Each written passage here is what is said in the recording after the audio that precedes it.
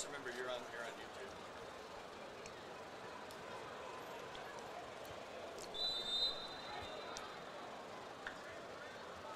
YouTube. Live from the Caesars Superdome in New Orleans, Crescent City Sports is proud to bring you the Inspire the City Invitational in honor of our late great friend Ed Daniels. Tonight, it is a blockbuster matchup of nationally ranked teams as the American Heritage Patriots make their way from Florida to take on the Edna Karr Cougars. Hi again, everybody. Lenny Van Gilder, pleased to be joined by Wade Kaiser, the luckiest guy in the building who's getting to do both halves of the doubleheader this evening. Dan Kane, our producer, and we get set to bring you what figures to be a spectacular evening of football. Already been good. We got one game in the books. Rummel defeated U-High 30-17, and we get set for game two. And there is so much talent on the field, it is hard to imagine where to begin. You look at these rosters of senior players, and if you're not getting recruited, you're the exception. There are, I think it's 15 players that are already committed to Division I schools off of these two rosters, and there will be more to come.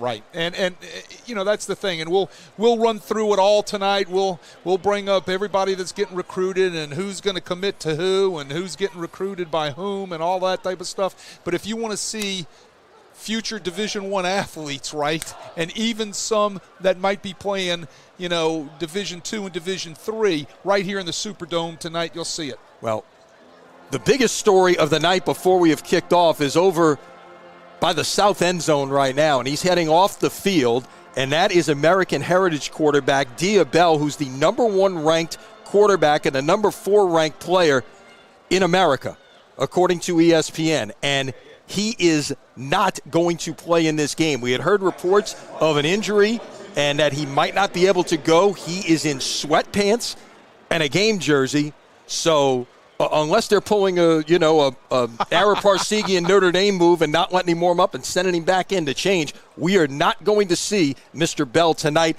And while that is disappointing, that doesn't take away from just the sheer talent that is on the field here tonight by any means. Well, look, I imagine if you're also backing up Dia Bell, you're a pretty darn good football player at a pretty darn good high school, you know, that plays great football. And that, you know, that's American Heritage. You know, let's just hope that he's going to be okay for the rest of the year. He just has to sit out tonight. But, you know, you said it. In this building tonight, right now, the collection of Division I athletes that are going to be playing on this field is phenomenal, and it should, you know, give us a great football game here this evening. Right now at the 50-yard line, the All-State Sugar Bowl is one of the major sponsors of this event, and our thanks to the Sugar Bowl for their support of this. And by the way, this week is also the kickoff to everything that the College Football Playoff Foundation does for teachers. You're a teacher, your wife's a teacher, so you understand, you know, the importance of education, and that is a lot of what, you know, we're dealing with educational institutions here. So the Sugar Bowl has honored a teacher from each of the 4 schools that are participating in this event with a $1,000 gift card. And our kudos to the Sugar Bowl and to the College Football Playoff Foundation for what it is that they are doing to support, high schools, not just high school sports, but high schools in Louisiana. That's Jeff Hundley, the CEO, out there for the presentation. And let me tell you what that $1,000 does. All right, and I know from my teacher, my wife at home, who is a teacher too. I mean, she's taken her own money out of her pocket many times just to buy stuff that she needs for her 5th grade and 4th grade classes at Metairie Academy in Jefferson Parish, right? And that $1,000 for those 4 teachers tonight is outstanding. It's going to allow them to do a lot of things where they do not have to come out of their pocket for the things they want to do for their kids at their respective schools. Right now at the 50-yard line, there's another presentation getting ready to happen. We mentioned this is the Inspire the City Invitational in honor of Ed Daniels, and among those that are out there being recognized at the 50-yard line, that is second to the left. That is Robin Daniels, Ed's wife, who.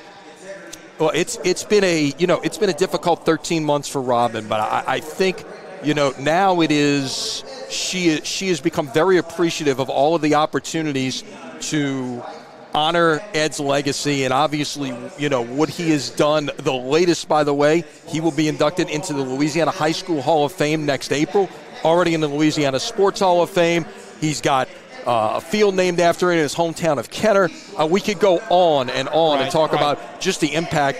And look, Ed would have loved tonight. Absolutely. And let me also say, there's another guy who would have loved tonight who we just lost this week, and that's our friend Bill Bumgardner, who I've got to be great friends with over the last 40 years. Actually, Bill passed away on Sunday night. I talked to Bill Sunday morning. He was on his way to bring his son and his grandson down to the Superdome for the Saints game, and called me before he was coming down. And Bill was a trendsetter in journalism in that he covered. Now we see rankings. We're going to talk about all of these rankings this evening, and everything that would go on. But before there was any of that, before there was the internet, before there was social media, Bill was delivering those blue chip lists that were really the gold standard for how you graded high school football players in this state. Well, he covered me when I was a player back in the 70s at Jesuit High School, and I was not one of these blue chip or starred guys or any of that other type of stuff. But you know what? Guys like me were important to Bill Bumgardner because he covered us at Tad Gormley Stadium week in, week out, and he knew who you are, he knew your number, and he knew your name. He was a giant, just like Ed Daniels. Ed Daniels was a giant. Ed Daniels covered me for 34 years of coaching, would always call me up and ask me hard questions, but fair questions, and I appreciated that so much and the way he covered prep sports. And as we get set another additional presentations, and we get ready for kickoff, both teams getting ready to come out of their respective end zones. The Karr entrance is always something to watch. Now, I don't think we're not at Morris, Jeff. We're not going to get the fireworks. I don't know how much of the band we're going to get here and all of that, but it's always entertaining to watch when the Cougars take the field, whenever it is. Yeah, they're going to do their little crawl. It's outstanding how they do it. It's fun. So what is it that you're looking for this evening? I mean, now, in spite of Diabel not playing, I want to see the matchup of the American Heritage receivers because you got a ton of commits there against the Edna Karr secondary that is flooded with D1 Power 4 level type players, including the safety who is headed to LSU, Aiden Hall. Well, you said it. The receivers from American Heritage versus that great secondary from Karr, but also Karr's receivers against American Heritage's secondary, right? By the way, that presentation you had on the field, there's a lot of guys involved in just helping bring this together. Not the least of which, and we'll tell the story a little bit of Pat Surtain, the Karr quarterback back in 1993, whose son. Pat II played at American Heritage, and Pat Sr. coached Pat II when he was there. Oh, there, and look at this. This is a surprise announcement. We talked about the LHSA Hall of Fame. Patrick Surtain Sr. is a member of the class of 2026 as well, and he's just gotten that announcement. So outstanding. Monday, April 20th in Baton Rouge, the induction, of course. Pat Sr. was the head coach at American Heritage, now an assistant at Florida State, off to a great start this season. The Seminoles are off this week, but congratulations to him. That's huge news coming up here just before kickoff of this game. So let's step aside for 1 second. We're going to catch our breath and get ready for what should be a dandy in Game 2 of the Inspire the City Invitational in honor of Ed Daniels. American Heritage and Edna Karr when we come back on Crescent City Sports.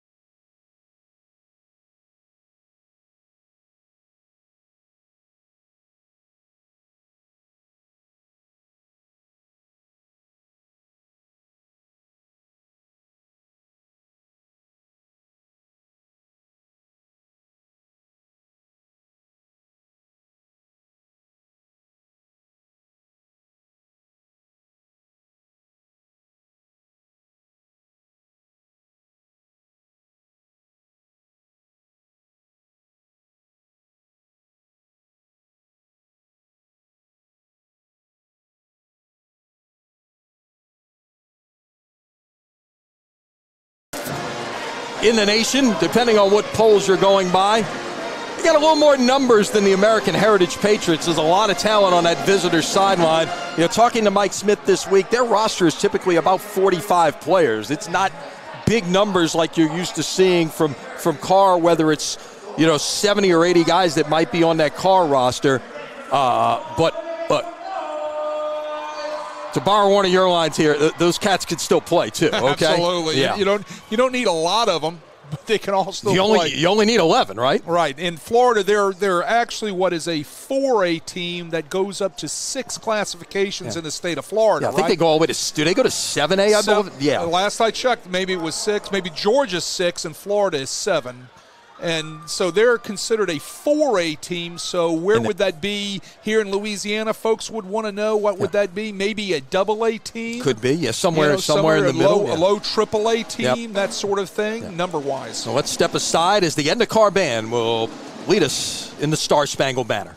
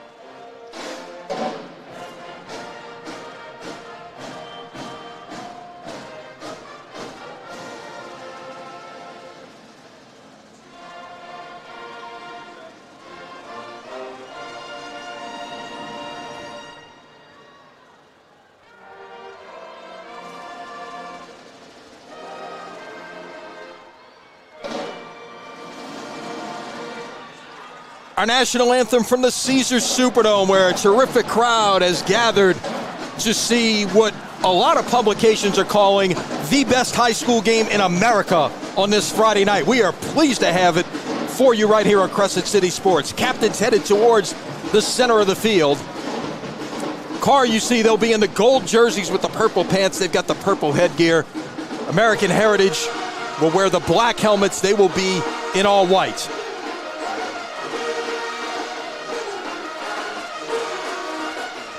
And the Karr Band is in it from jump.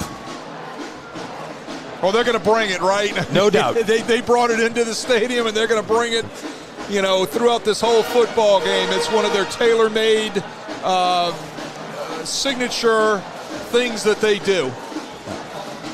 This is I'm sure a lot of fun for those kids from American Heritage too, getting an opportunity to play in the great Superdome, one of the wonders of the world, right? Those guys got an opportunity to come over here and play. Right, Mike Smith said those guys are loving it. Yeah, they've never played a game indoors. Mike Smith, the head coach of American Heritage, told me earlier this week. Well, what a great treat for these guys. Yeah. Flew in yesterday. Karr's won the toss. They are going to defer the option. Look, this is an excellent Karr defense that a week ago shut out an Archbishop Shaw team that's a defending state champion here in Louisiana. They won 35-0. American Heritage coming in at 1-1. They won their opener and come from behind fashion over St. Joseph's of Pennsylvania 31-28. Lost last week to Chaminade Madonna 28-24. They had a lead and could not hold it as Chaminade rallied in the fourth quarter to win that game.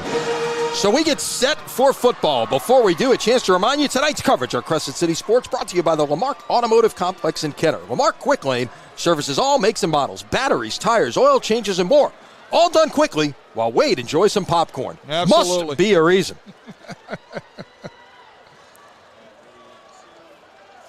The speed that is out there on that field tonight is unbelievable from both teams.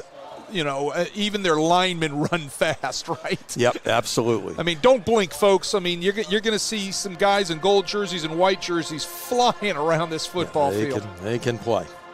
No question about it. So Karr is going to kick it off. Again, they won the toss deferred. That is Brian Castellon, who will handle the kicking. Yeah, it's one thing they got to watch here, that the X marks are sitting there on the 35-yard line for the NFL. They were about to put it at the 35. No, we're playing high school football. Yeah, they've got to kick it from the 40, and you'll see the outside hash marks and those other hash marks like at the bottom of your screen there. Those are where the numbers would be. And, of course, this is an NFL playing surface, so the numbers are in a different position. Here we go from the dome. On one hop, fielded at the 13-yard line, taken out near the 25-yard line. I believe that was Joshua Houston, or checked at 26 on the return. That is Tremaine Mullen, the sophomore defensive back. Well, we're going to get to see this American Heritage offense, right? These guys have been scoring a bunch of points, and they've got a nice size offensive line. The only thing we will not see tonight, as you said, is Bell. Let's see how they're going to line up here. It looks like they're going to line up with Koijan Noel at quarterback. He's regularly a wide receiver and has been an outstanding wide receiver for this team. And he's going to take a shot on first down. Got a man open down the sideline. Caught. Well, there you go. A big play over the top to Jamar Denson, the Troy commit, who has been sensational this year in 2 games. Wade, 20 catches, 334 yards, and 2 touchdowns. Add 45 more to that total. Well, there you go. You saw just a straight go route, right? Just a straight vertical. Koijan Noel, normally wide receiver, lays it right out. So is that athletic enough? You can not only catch the football as a receiver, you can throw that 45-yard pass like that on the first play of a football game. So Heritage working from the Karr 30.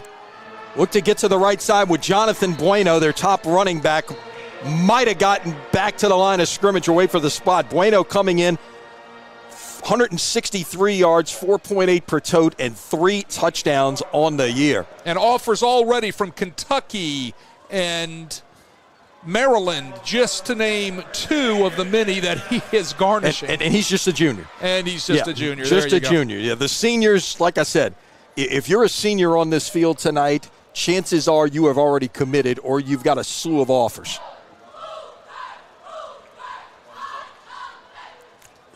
So Heritage will play 2nd and 9 at the Karr 29, just underway. Glad you could join us from New Orleans.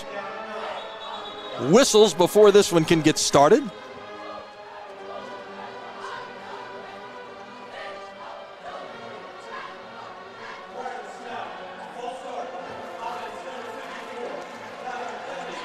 Shane Martinez, the left guard, moved too soon, and now Heritage will have to play from behind the sticks, 2nd down and 14.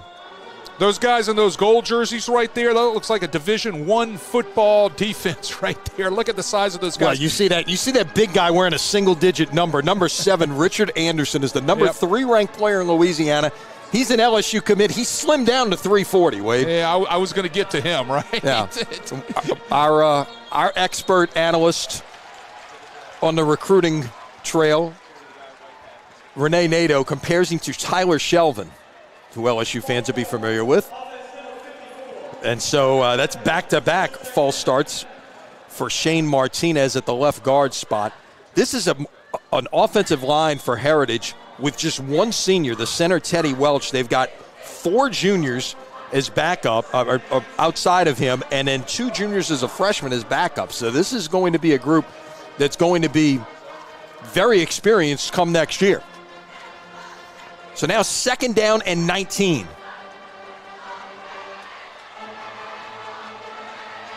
Nowhere to go that time, and the sack comes from, I believe that was Jermichael Quinn, 29, that came in from his DB spot to take down Jean Noel, and it will now be 3rd down and 21, a loss of 2 on a play.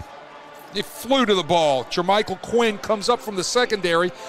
Karr lining up in a 4-man front, playing a 2-high secondary. Very vanilla, very bland. They don't have to give you a lot of different looks. Well, and they can obviously cover and they can do a lot of things. They don't need to take a lot of chances out there because their line can get home, and every once in a while you can do other things. Now whistles again before we get started. Timeout, American Heritage. Well, they're going to operate, and they're going to basically operate out of that base four-man front, and they're going to say, hey, you're going to have to knock us off the ball. You're going to have to throw the ball above us, and good luck. They're very well coached. They're very sound in what they do. They're just not going to, like you said, put a lot of show dressing and a lot of things to mix things up. They'll bring a blitz every now and then, but other than that, they're pretty vanilla.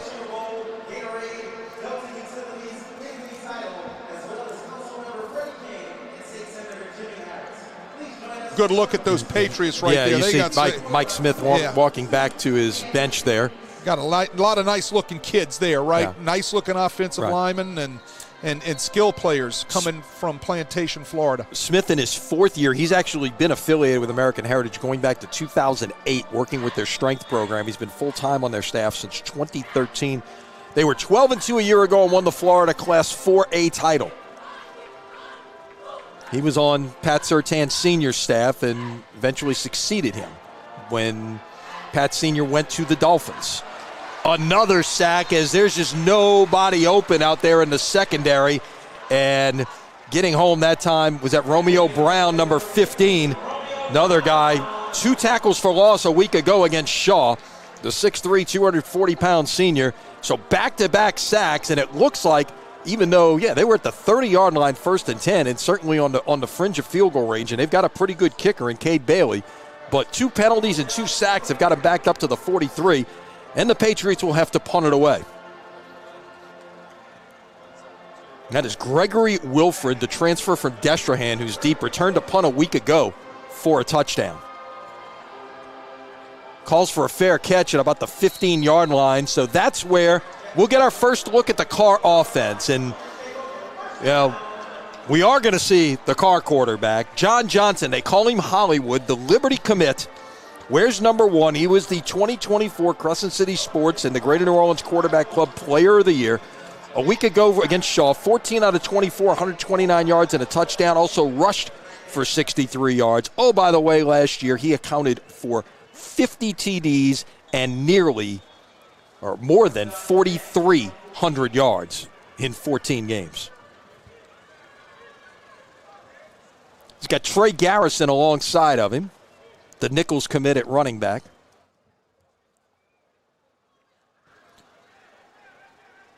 Give it away on first down. Check that. That was actually Jermon Macklin, the junior. 78 yards rushing against Shaw. And if Pat Surtan Sr. still standing on the sidelines, he's got a good eye on this kid who already has an offer from Mr. Surtan's employer, Florida State. Yeah, well, the guy that made the play on it is a James Madison commit. Corey Simon comes in with 10 tackles. 6', 260-pound senior Simon wears number 90 in white. Johnson escapes the pocket. Now has room to run, trying to get down the sideline. 25-30. Look at him go. He will get across midfield before he steps out, unless they're going to move him back sooner. Yet he's going to say he stepped out at the 49-yard line. So that's a gain of 36 yards. That gets Karr out of the shadow of their goalpost there and out towards midfield, but that's what Johnson can do. A lot of guys on the recruiting trail, they want him to play in the secondary. Johnson wants to play quarterback. Well, I can see it, right? And I think a lot of people need to look at him at quarterback. On first down, that is well defended right there. Bottled up in the backfield. The big hit by Rodarian Tellez, the Toledo commit, comes in with 7 tackles, 2 for loss, couple of sacks. The 6'3", 225-pound senior. It's a loss of 2 on the play, 2nd and 12. Yeah, well, back to Hollywood for a minute. He's got all the measurables. He's 6'1", so he can play back there. He's a big enough kid. He can play back there. He's got the arm. He's got the escapability. I think he needs to be in the right offense. Middle screen, and it's going to be a first down and more. Gregory Wilfred on the catch. Lost his helmet. He'll have to check out of the game, but not before he picks up about 15 yards, or giving 14 officially for the first down to the Heritage 39-yard line. I mean, the speed that these guys are showing, right? I mean, everything just kind of slows down, and then it's like it's like a thoroughbred that's racing on the track the minute they get their hands on the football. Give it away. A little RPO there, it appeared, and a couple of yards on the run that time by Trey Garrison. We mentioned him earlier. 86 yards and 2 touchdowns against Shaw last week. 827 yards and 9 touchdowns a year ago. Isaac Tanis makes that play. 6'2", 240 pounds, comes in with 10 tackles and 1 sack in the past few weeks for Heritage. It's one of those seniors. Somebody could still go grab him out there. He's in that exception list. He'll get as grabbed. We hit the 6-minute mark, and that's our hydration timeout. With 6 minutes remaining, you'll get that at each quarter. All right, let's reset here for a second. Heritage has had it once. Karr in the midst of their first possession. Outside of the fact that maybe Heritage has got some issues trying to get some things done in the passing game without Bell, what have you seen thus far? I see speed. I mean, I've seen a bunch of fast guys, right? I mean, like I said at the beginning, at the top of the show, don't blink, people. I mean, you've got it from both teams. The very first play of the game, you saw a wide receiver throw a 50-yard bomb to a receiver streaking down the boundary on target, right? I mean, past a fast guy in the secondary for the Karr Cougars. We have seen nothing but speed and athleticism so far, and we're seeing it out of their offensive linemen and defensive linemen too. These folks are athletes that are on this field tonight. No doubt. That's what I'm seeing. Got a good look there at the Karr offensive line. There's a little size there. Leon Noyle at the left tackle, 73 as a Nebraska commit, 6'5", 280. About the small L. Height-wise, he's the tallest, but he weighs pretty much the least on that line. 2nd down and 9. Johnson, pass caught, wrapped up in the backfield. That is well defended right there by Rodarian Tellez, called his name for the second time tonight. Garrison on the catch, and Karr's going to have to play 3rd and long for the first time this evening. Yeah, Rodarian Tellez is out there, but he comes to balance nicely to make a tackle, right? Because it's hard to make a tackle out in space on really good athletes. So you got to come to balance. You got to be able to wrap up and get the running back down, and that's exactly what Tellez did. 3rd down, the line to make is the 29 of American Heritage.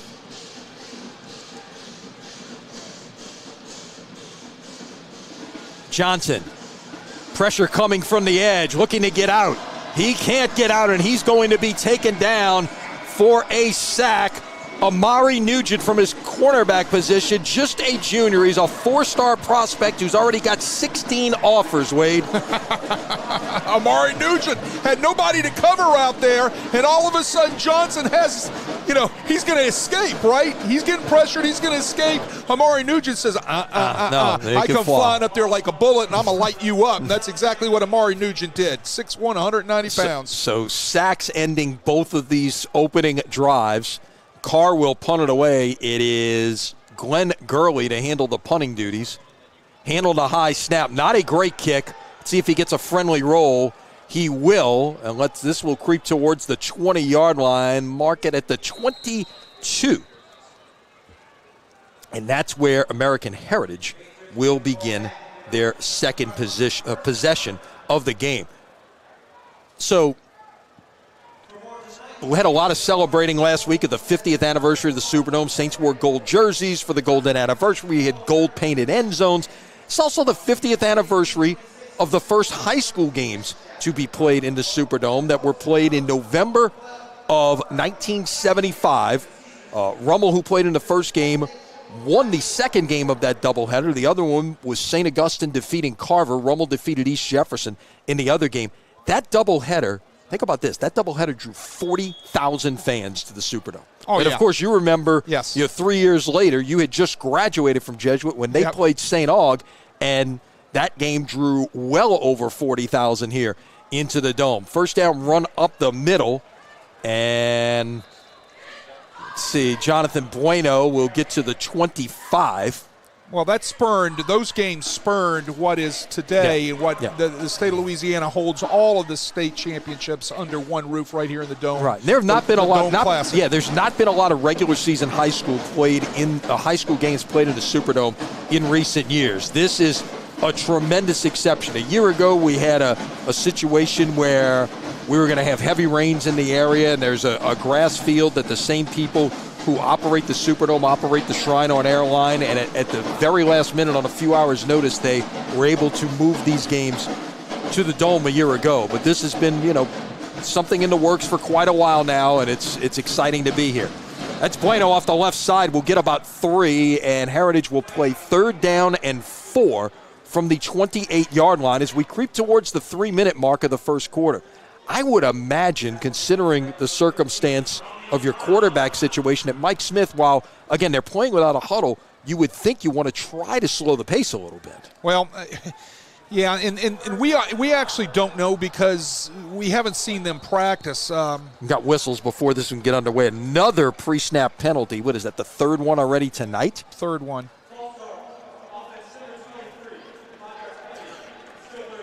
They might have center, or they might have said 23. I think right. 23 is Taj Pierce, one of their receivers. Coy Jean Noel could be their complete backup quarterback that has been working at that position, all offseason and all spring. Right. And so he is a receiver by trade. He is a Georgia Tech commitment. So, he is probably well-versed in what they're trying to do offensive-wise with their philosophy and everything that they're teaching. Right. 3rd and 9. That is trying to be shoveled out in a flat there towards Marquand Manuel.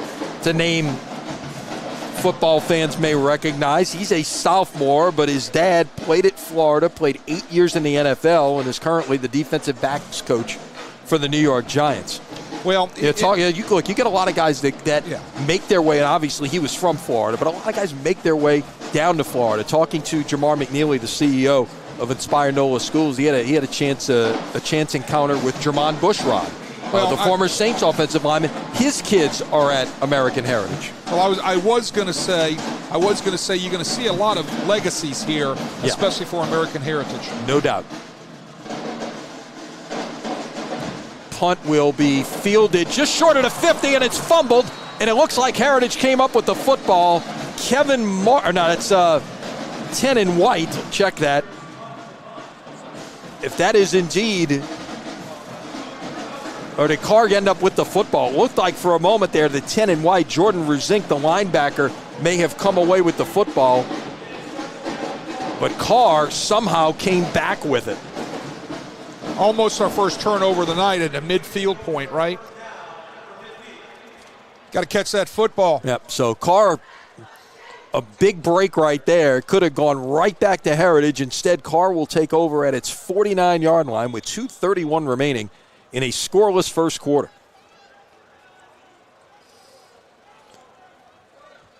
Johnson with a single running back to his side, 2 wide receivers to both sides. Movement up front. I think Corey Simon may have jumped the gun a bit, but let's see if somebody made him move on the Karr offensive line.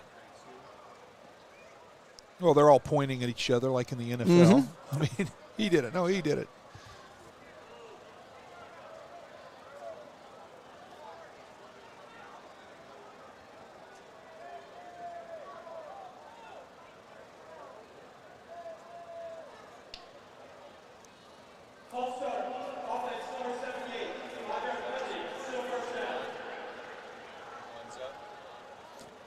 So it is a false start, and Karr will back it up, and it will now be 1st and 15 at the 44. Yeah, those non-starters hurt, man, when you're that far behind the sticks. But for Karr, they have this type of speed. You don't stay behind the sticks that long. Not for long. They run a little lead option there, or a little, should I say, speed option without a blocker right there. And And Johnson decides to keep the ball and tuck it up inside, and his ankle away from breaking it. Right, gets 8 on the play. It's 2nd down and 7. Putting it now in Heritage territory at the 48-yard line. Pass right flat is caught. It will be short of the line to gain. That is Xavier Owens. Just became eligible last week. He's a transfer from California who is a Fresno State commit. Fresno State commit, going to the West Coast, man. 6 catches for 53 yards against Shaw. Just became eligible. How quickly can we get you in the game plan? That's one of those things where you're practicing. It's just a matter of can you clear the hurdles that, from an eligibility perspective. Whistles before this one can get underway. He's a big, good-looking kid, too. Yeah, it's a false start here. And Bryce Brown takes Michael Williams, the senior who got whistled for the false start, out of the game and replaces him for me. Wants to talk to him. Yeah, well, there's bench meets brain, right? Or meets rear end meets brain. He's going to get him straight. So it's now 3rd down and 8 at the 49 of Heritage.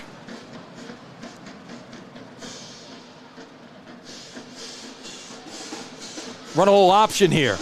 Can he get to the edge? He can. 1st down and more for Trey Garrison.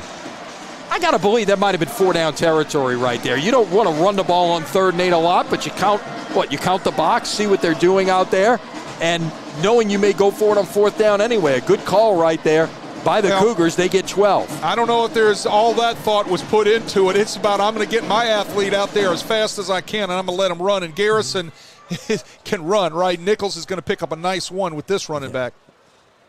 From the 37, they'll run the same play again, and Garrison's got the left sideline. Got the 1st down out near the 25. Let's wait for the official spot. Looks like they're going to put it at the 26, a gain of 11. Corner cannot let himself give up that edge like that, even though it is into the short side of the field. He came and crashed down too hard, which made the wide receivers block too easy on him. You can see his alignment at the top of the screen. He's got to set that edge. He's got to come up and rip through that and make a play out there, at least turn him into the other white jerseys running inside out. 4 carries, 22 yards on the night for Garrison. He'll get it again. Up the gut this time, not the option look, and he'll get it out to about the 20-yard line, a gain of 6. And that's, 12, 11, and 6 on 3 consecutive runs. Well, Garrison for can the run senior running back. Garrison can run it outside. He can run it in between the tackles. I see what Nichols likes in this young man. Yep. Carr's going quickly here, try to get a playoff before the end of the quarter. They will. Pass caught on the flat. That is Owens on the catch right near the sticks. We got to wait for the spot here. But in the meantime, that will bring us to the end of the first quarter. So we have played 12 minutes, and boy, are we seeing some athletes on the field here tonight. And I tell you what, it's all about the speed, right? You got to catch your breath with this one.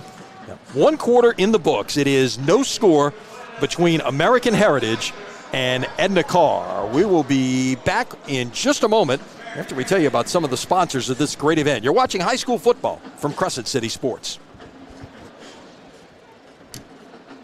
Inspire NOLA Charter Schools thanks the following sponsors of the Inspire the City Invitational in honor of Ed Daniels. The All-State Sugar Bowl, Gatorade, New Orleans City Councilman Freddie King, State Senator Jimmy Harris, Infinity Title, and Delta Utilities. Thank you for your support. Start of the second quarter. We'll switch sides. The Cougars will head right to left towards the Poydras Street end zone. We'll play it from the 16-yard line as we get set to begin the second quarter.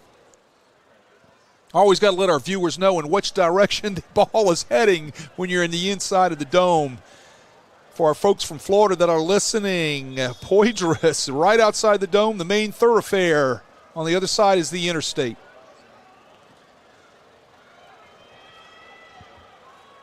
Got a I think that's the H-back in there. Cameron Mumford kind of lined up as a fullback. He will block this time, and they'll give it away to Garrison. Gets a couple to the 14. They had called that a first down previously on that catch to Owens. It was right near the sticks. While we were changing over, they did say it was a first down. Yeah, Cameron Mumford is a load, right? Big dude, He's 5'11", 250 pounds. And in most football teams, he'd be up there on the offensive line as a guard or something. Right. But what is he? He's an H-back. Yeah, I'm an H-back, Coach. I'm a fullback. You can even let me run the ball. Hand that ball to me, Coach. Look at that big man right there fixing to lead the blocking. He catch, too. He caught one for 11 yards last week against Shaw. Johnson pump fakes into the end zone, wide open. Did he make that catch? He did. What a catch by Floyd Jones, and a touchdown a week ago against Shaw. It comes up with one here to get Karr on the scoreboard. The Cougars take the lead 14 yards. Well, he was wide open. They had to have a bust in that secondary. The corner out there was Aldarius Johnson. The senior cornerback was left in the dust by Floyd Jones, right? Floyd Jones all by himself became an easy pitch and catch for John Johnson. Castellon for the extra point. Kick is good, and with 11:19 to play in quarter number 2, your score, Edna Karr 7 and American Heritage nothing. Well, it was a high throw from Johnson as well, even though Jones was wide open, and Jones went and brought it in with one hand. Well, I said it in the first game that I was calling earlier tonight between Rummel and University, is in this big building, right? It's almost hard to judge angles of the ball flying in the air, whether it's a punt or a kickoff or a deep pass. So, I don't know if John Johnson actually wanted to rope that to him, or did he just want to float it up in the air, and because his guy was so wide open. I think what I'm going to do is I'm going to hit a pitch shot and let it come down nice and softly, and so he can catch it in the end zone. He's so wide open. Right. And look, that's one of the things you mentioned here is, the lights in here are different. You just having lights on the sidelines. You've got lights all in the roof of this building. Yeah, I mean, if you don't practice here all the time, it's hard. You come in here, you warm up only for 15, 20 minutes between the game. It's hard to judge the ball. Trying to get to the outside that time on the kick return. I believe that was Brown on the return to get it out near the 35-yard line. We'll see where they officially spot it. The drive by Karr, 8 plays, 51 yards, 3:12 off the clock. Again, the 14-yard touchdown pitch and catch. Johnson to Jones. Johnson tonight now 5 for 5, 34 yards, and a touchdown.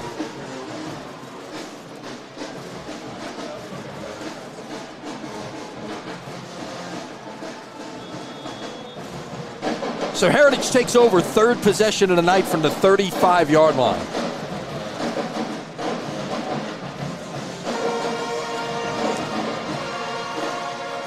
Give it away on first down. Going up the gut that time. And a gain of about 2.5 for Bueno.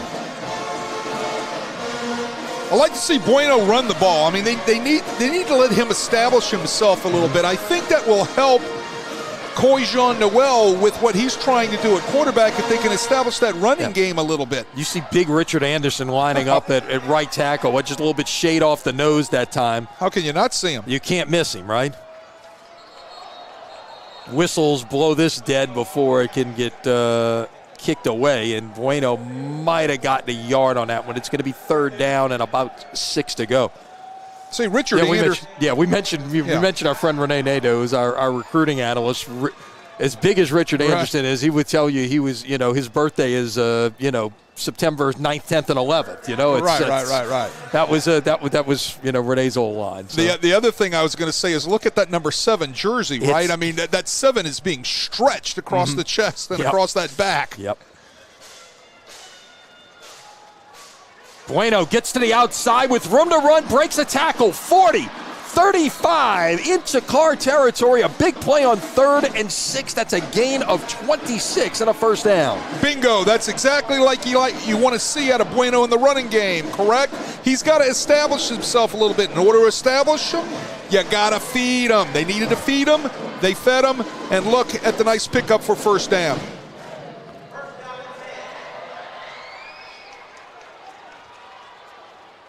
You know, he bounces off right there. Bueno gets a nice pickup, and he bounces off of our guy right there. You can see, if we get the run back, you can see he bounces right off of Richard Anderson in order to be able to get the ball around the edge and get up the field and pick up a nice gain there.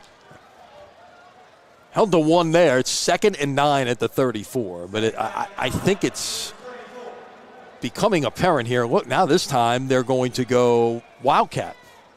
Now they'll shift the quarterback back in, and maybe some trickery. Oh, they get the ball in the hands of the guy who's been playing quarterback up until now. Check that. That's Jamar Denson. They lined up Bueno as a Wildcat and brought Denson in motion, and he gets 4. And he tosses it up front, so that's a pass. Right. Well, maybe they've done that a couple of times. That might be how right. Denson had 20 catches already. So yeah. So it's now you're really at 4-down territory here. It's 3rd and 5 at the 30-yard line. Well, they've got all different types of ways to get the ball in the hands of their athletes. So Jean Noel back in at quarterback with Bueno the sidecar. They'll bring Outler in motion. Big target, 6'5" sophomore. Try to get somewhere with Bueno. Makes one man miss, but can't make any more misses. That pressure comes through up the middle, and leading the way was Kevin Martin, the returning starter at linebacker. The 6', 210-pound senior had 5 tackles a week ago, had 50 tackles last year. Well, Bueno's bouncing off people in there like a pinball, right? He's kind of hard to get your arms around and get your hands on, and he bounces, and he's got some acceleration off of his first move. So 4th and 6, and they're going to try the field goal here. We mentioned Cade Bailey's a good kicker. Late in that game, they made a big comeback to beat St. Joseph's 31-28. He kicked a game-winning 41-yard field goal. This one will be from 48. Of course, no wind here inside. Kick is on the way. Looks like it's got the leg. Is it got the straight line? It's good. So Heritage gets on the board on the leg of Cade Bailey, the senior, a 48-yard field goal. And with 7:26 to play in the second quarter, your new score is Edna Karr 7 and American Heritage 3. Chance to remind you, tonight's coverage on Crescent City Sports brought to you by Oxter Andrews Sports Medicine Institute, a regional leader in orthopedic and sports medicine innovation and treatment, caring for both our active community and the Saints. To learn more, visit oxnard.org/sportsmed. Long live you.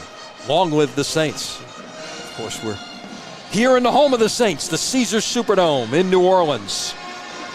Well, that drive was set up by Bueno, who comes in at the end of that drive, 7 carries for 34 yards. He was the guy that was the playmaker for that drive to set up those 3 points for the Patriots.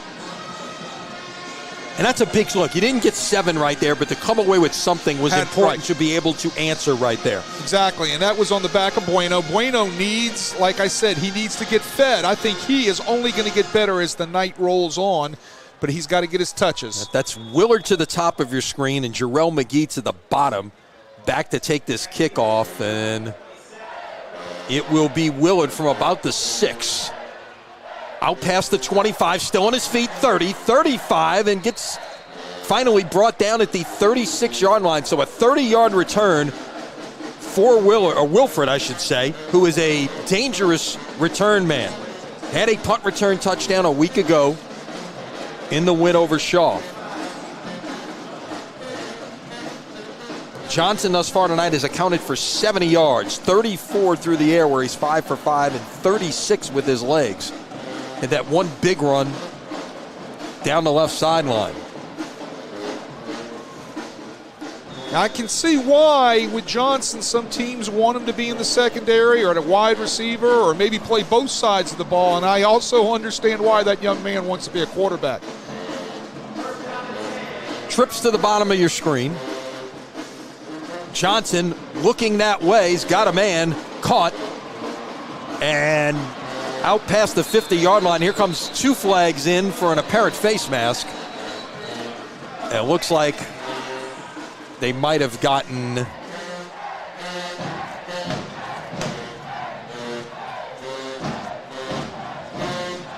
See who they got there. Oh, wait, are they backing up here? Is this... They're going to have a hang couple. on here. They're going to have a couple penalties. I think they're going to have a hold in the backfield. Okay. So and then I think, like you said, we may have some sort of face mask at or around the 49-yard line. Well, they'll talk about it here. Our officiating crew based out of New Orleans will get the call.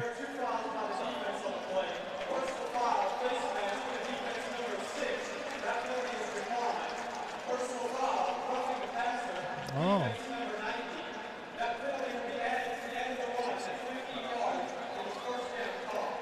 They got Corey Simon. Yeah, Corey Simon on roughing the quarterback. I didn't really see the roughing there. Usually when that penalty is at that particular spot, you start thinking about somebody got a jersey and was holding, right? 4th penalty for 30 yards tonight against American Heritage. Had a lot of pre-snap fouls. That's one of those major ones right there. So Karr again sets up with 3 to the bottom. Johnson will go to the single side, and that pass is broken up. That was Nugent out there in one-on-one coverage. And I believe that was Anthony Thomas, the intended receiver, the senior. Yeah, it was Anthony Thomas. Nugent does a nice job running in phase, staying hip for hip with Thomas going down the boundary. The ball was well thrown. Great defense by Nugent out there. Safety did a nice job coming across the top 2, Tremaine Mullen. First incompletion tonight for Johnson, who had started 6 for 6. Now on 2nd and 10. Give it away, and it is well defended right there by American Heritage. Dylan Bennett, the linebacker, came in with 4 tackles for loss and a fumble recovery, the 5'11", 220-pound senior. Boy, is he a good-looking player, right? I mean, he shows and epitomizes a linebacker. His physique and his build and the way he runs. So it's 3rd down and 12. Karr 1 for 2 tonight on 3rd down. Heritage is 1 for 4. Let's see. Karr does not have to snap this before we get to 6 minutes. Let's see how they choose to play it. They will snap it. Johnson will step up, now look to run, and he is brought down from behind. And that is Corey Simon. Makes up for that roughing the passer. He gets the sack that may get his defense off the field. But as we get to the 6-minute mark here, Bryce Brown and company will have a decision to make in terms of whether they will go or they will punt. But we hit the hydration break here in the 2nd quarter. That is a National Federation rule that we're using in Louisiana through the month of September. And even indoor, I questioned the fact getting ready to come in here and do it. Okay, we're going indoors. It's a comfortable 72 degrees in here. It's a rule. It doesn't matter where we're playing. Only state that doesn't have it is the state of Texas, who plays NCAA rules in high school. Everywhere else in the United States plays National Federation rules. So National Federation rules, because of safety and the heat issues all around our country, at 6 minutes, whether we're playing in a nice climatized 70-degree Superdome, you're having 6-minute hydration break. Should remind you, coming up at halftime, had a chance to visit earlier this week with Jamar McNeely, the CEO of Inspire NOLA Schools. And look, they deserve a lot of credit for making this event happen. They didn't, they could have just said, you know what, we're going to go play this thing at Morris Jeff Stadium. Maybe we try to play it at, some other facility in the area if we can find something. It said, you know what, this deserves to be played at the best facility and give these young men, both for Karr, American Heritage, and in the first game with Archbishop Rummel and University Lab, a chance to play in this facility. Well, some of them may end up here on the 2nd weekend of December when we play our state championships, but then again, you're getting it now in the 2nd week in September. So punt formation for Karr. They'll try to pin Heritage deep here. No doubt. It's a highlight for a kid to get the opportunity to play in this great facility. Gurley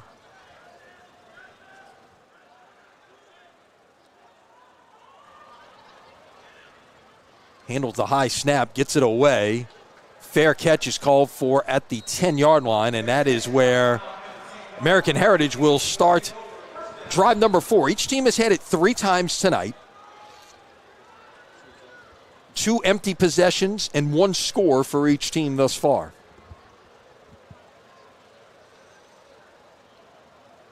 So what'd you like about what you saw adjustment-wise, perhaps, with American Heritage on that last drive, Wade? Well, American Heritage went more to their 3-3 stack, and they were showing blitz at times and backing out, and I think it gave a little confusion to that Karr offensive line. They got a little bit more pressure on John Johnson, and because of that pressure, he made a couple of errant throws, and there were a few mistakes made by that Karr offense. Quarterback keeps it, and Jean-Noel out to the 12-yard line on the quarterback keeper. Jean-Noel's a Georgia Tech commit. I'm sure he's going to be playing wide receiver for the Ramblin' Wreck here next year.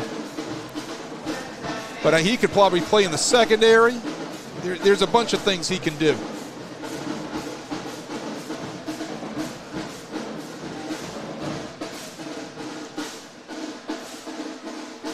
Pass incomplete. That was intended. Well, there were a couple of guys in the area, so I'm not sure. Was that intended for 17 Manuel, or was it intended for 9 Denson? 9 Denson. He kind of slipped on his break. It was an out route. The ball was there. He comes out of his break, and his foot kind of slipped. I've seen a few slips tonight on this turf. You know, I know they change it out every year for the NFL season and all of that. And they've played 3 games on it already. I know that Tulane's been in here to practice, so it's not like it's gone unused. Right. But I wonder if the guys from Florida, I think they play on natural turf down there. No, they've played on turf. Okay, Heritage has turf on their stadium. This is out the gate here. Oh, a shoestring tackle may have just kept Bueno from going the distance, and I think that was Kevin Martin who got him by the shoestrings that time to keep him from going 80-plus yards. Instead, it's a gain of 16 and a first down. Another big third down conversion there on the running game for Heritage. I said you got to feed this guy. He runs well in between the tackles. He can run outside. He can run inside, right? You just got to keep feeding him. He's going to get better as the evening goes along. From the 28. Up the middle again. First down and more as Bueno says, just keep feeding me. Out to the 40-yard line. Again, he came in with 163 yards. His 62 here in the first half on 9 carries. Had a nice block on Richard Anderson that time by, I believe it was number 79 from Brandon Adams is one of the reserve linemen, if that's the case. Yeah. It was Brandon Adams had a nice job, nice block on Richard Anderson, who we've been wailing on all night tonight about how good he is going to be, not only his senior year, but when he gets to LSU. Right, top 100 player in the ESPN 300, number 3 ranked player in Louisiana. Once again, Bueno bottled up a little bit this time, maybe about 3. Well, not that time. Number 7 said not that time. Not that chance. time. Yep. They dropped him down into a 3 technique on the left guard. And Bueno is still down on the turf here. Well, number 7 said, you're not going anywhere. He defeats the guard from the 3 technique, and he tackles Bueno. Let's hope Bueno's going to be okay, and that young man can get up. You get a good look there at Richard Anderson. That's a big dude, man. Yeah, LSU's got 2 commits in this game. Anderson along with his teammate Aiden Hall. Texas has 2 commits, although only one's on the field right now. And look, we haven't talked about Hayward Howard, right? Number 2 for Edna Karr, cornerback. Of course, Diabell is. We're not seeing him tonight, but he is, of course, a Texas commit as well. But hey, look, it isn't over for the LSU, recruiting, nor is it over for anybody else's recruiting. Until they sign. Until they sign. These are non-binding commitments. There's no more gentlemanly recruiting. And look, and I will tell you without naming names that some of the guys who are committed to other places, there is some interest in Baton Rouge. Oh, no doubt about it. No doubt about it. Strong interest. Right. So strong interest. So I mean, as the college season plays out and the high school seasons play out, I mean, things can change. We're giving you who has committed up to this point and to whom. Check back in December. Right. Check when back. when it gets to early signing day. Yeah, the first early signing day. Check back. Let's see, then we'll see. They put it down at the 43, so it's a game about 2.5. That's Marcus Smith now at running back.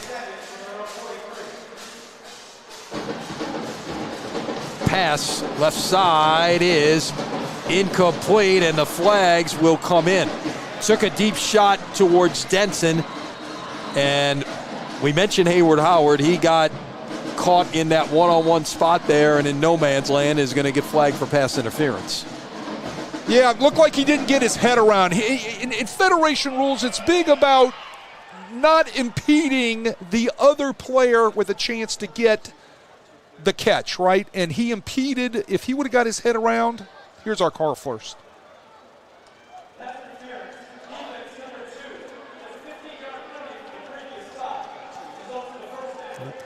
If Haywood would have gotten his head around, they were both fighting for the ball, maybe there would be no flag on that, but he never did get his head around. He impeded the chance for the receiver to catch the football. That flag's coming out.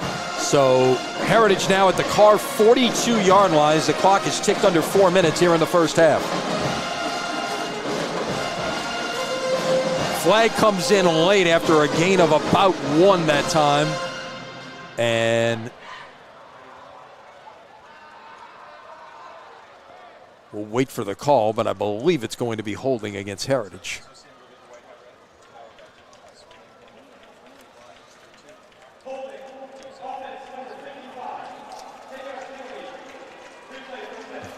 They got Teddy Welsh on that, a senior offensive lineman. Yeah, they said 55, but I believe that was 65, if I'm not mistaken. 55, that's right. It is 55. Yeah, 55. Got to work on my eyes here a little bit. So, so it's first down and 20, and this is obviously when you're in Heritage situation playing with a backup quarterback, you don't want to get yourself behind the sticks. No, they're way behind the sticks, right? First in an Uber ride. 3 men bunched at the bottom. Jean Noel is going to put it down, try to go, and he's going to slide down at the 50-yard stripe. They'll actually call it the 49. Give him about a yard on the play, and it's going to be second down and 19. Look who was out there from the other side of the field chasing him down. Big number 7, Richard Anderson, who can move. He can not only move on the field, I bet you he can move at a buffet. I bet you he is cat quick, man. But he's slimmed down, so he is slimmed down. So obviously, he's not doing that quite as much. There you go. Good for him, man. LSU's going to get a great one. Second down and 19 as whistles will stop play here. I believe it's a timeout. American Heritage will use their second timeout here with 2:41 to play in the second quarter. So I mentioned, be sure to stay with us at halftime. We've got a great visit with Jamar McNeely, the CEO of Inspire NOLA Schools. Really appreciate what he has done to put this event on, in his system, and they're doing a great job. One of the things, and I'll mention in the interview, I don't want to give it all away, but if you remember, you were here in the Dome last year for the state championships, and leading up to it, one of the things that Bryce Brown made a point of is we want to be number one in everything at Karr. We want to be the best academic school. We want to have the best teachers. We want to have the best football team. We want to be the best at everything we do. I'll tell you what, with their new building over on General Meyer, they might have the best facilities of any school in the area right now. And no, they certainly aspire to do that, and you hear what Jamar's got to say. And Bryce Brown, for those of you not in the New Orleans area, go, if you haven't had a chance to read some of the stories about what he does as a father figure to these young men. It's tremendous. He is not just a football coach by any means. Right, and some of the stories will, curl your hair. I mean, and some of the things that he gets called on in the middle of the night to do for some of his players. No doubt. Jean Noel rolling left. Now will put it down, but has nowhere to go, and he is brought down, and Martin's going to get the sack, and put it down at the 46-yard line, a loss of 3 on the play, and it is 3rd and 22. And I know, Wade, you and I talk about this. There are not a lot of 3rd and 22 plays on your call sheet, and especially when you're starting quarterbacks out, right? And when you're playing this bunch in purple and gold right now. Yeah, no doubt. It's a tall task. You just try to get something back where you can punt the ball and maybe flip the field a little bit. That's what they need to think about. Now, if this was Sunday, they would have just stopped the clock for the 2-minute warning, but we tick on here. Of course, the Saints at home this Sunday playing the San Francisco 49ers here in the Dome. So on 3rd down, pass across the middle, caught. Room to run. Can he get to the sticks? No, he's brought down at the 37-yard line, but now you give yourself a chance to go for it, Wade, after that catch and run by Nugent, switching over to offense that time, and it is about 5 yards short. So 4th and 5, ball at the 37-yard line with 1:18 and ticking here in the first half. You get one more first down here. If you convert, now all of a sudden you're in field goal range with a chance to maybe get 3 before halftime. Well, that's a big pickup by Nugent. It shows his versatility and his athleticism, right? And a smart move here. I think Heritage is going to take a little time here, let the play clock's at 9. They're going to use all they can. So if they do turn it over on downs, Karr doesn't have as much time to work with. Right. Well, they're going to go to 22 personnel. Now timeout Heritage before the snap, like with basically 1 on the play clock. So they will talk about this a little bit more. You see the clock, 54 seconds remaining in the first half.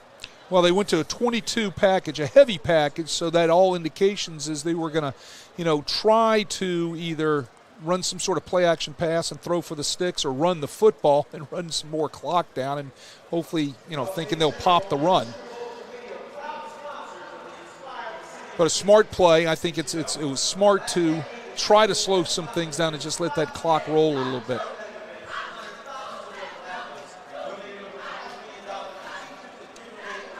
We will catch you up. What's interesting is with this late start, pretty much everything else in Louisiana is going to be final. So we'll get a chance to catch you up on some final scores. That's a good sign there. Jonathan Bueno is in the game at running back. So yeah, good sign to see that young man back.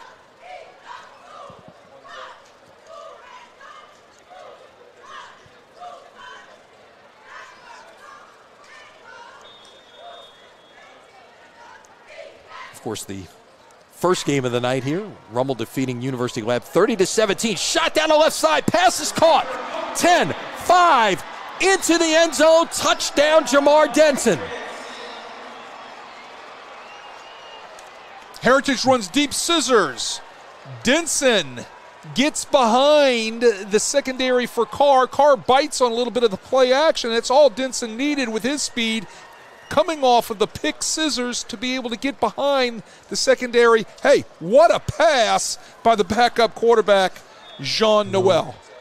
37 yards on 4th and 5, and Heritage takes its first lead of the ball game with 43 seconds to play here in the first half.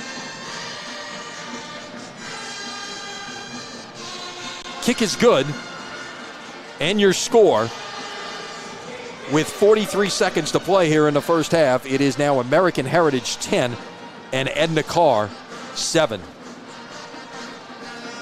What a pass. I mean, you got your backup quarterback, comes off the play-action pass, and he drops a dime behind the secondary from Karr. Nugent slips through. If you could see the routes was a deep scissors, a post, and a corner by the offensive line.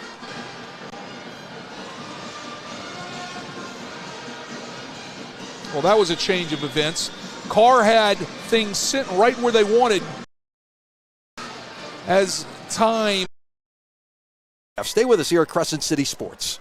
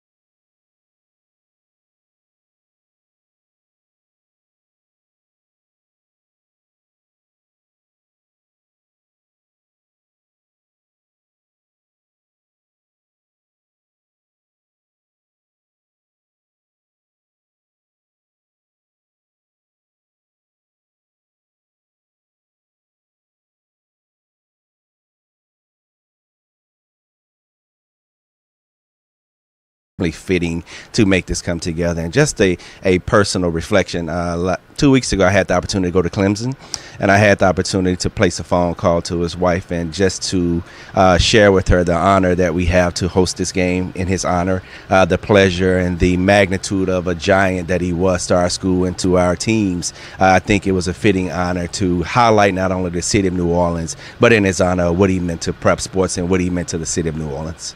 And one of the things that's happening is a portion of the proceeds from this event is going to scholarships at both Karr and Archbishop Rummel, two schools that obviously meant a lot to him. Well, when we talked to the Rummel athletic director, we talked to the head coach, it was fitting just how much he cared for youth athletes and just how much he cared for the school. Rummel was a dear place to Mr. Daniels that we wanted to uplift as much as possible, although we play them in district yearly. I think it's bigger than just the competitive atmosphere. It's about a man who meant a lot to our city, a man who did a lot for our city for youth sports, always covered our school, always with our school interviewing our coach. And I just think it's fitting for his legacy to continue. It's fitting that we have as many opportunities like this as possible to honor him, because you have to understand just how much he meant to our community, just how much sacrifice. We really don't understand the sacrifice from his family to cover sports every Friday night, then be on air to talk about what happened. It's a big sacrifice to his family, his lovely wife. That is just an honor and a testimony to what he did for our schools. And we have this short opportunity, but this special opportunity to do something and continue his legacy going forward. Absolutely. Before we get into the entire system, let's talk about Karr for a minute, who's obviously playing in the second game of this doubleheader.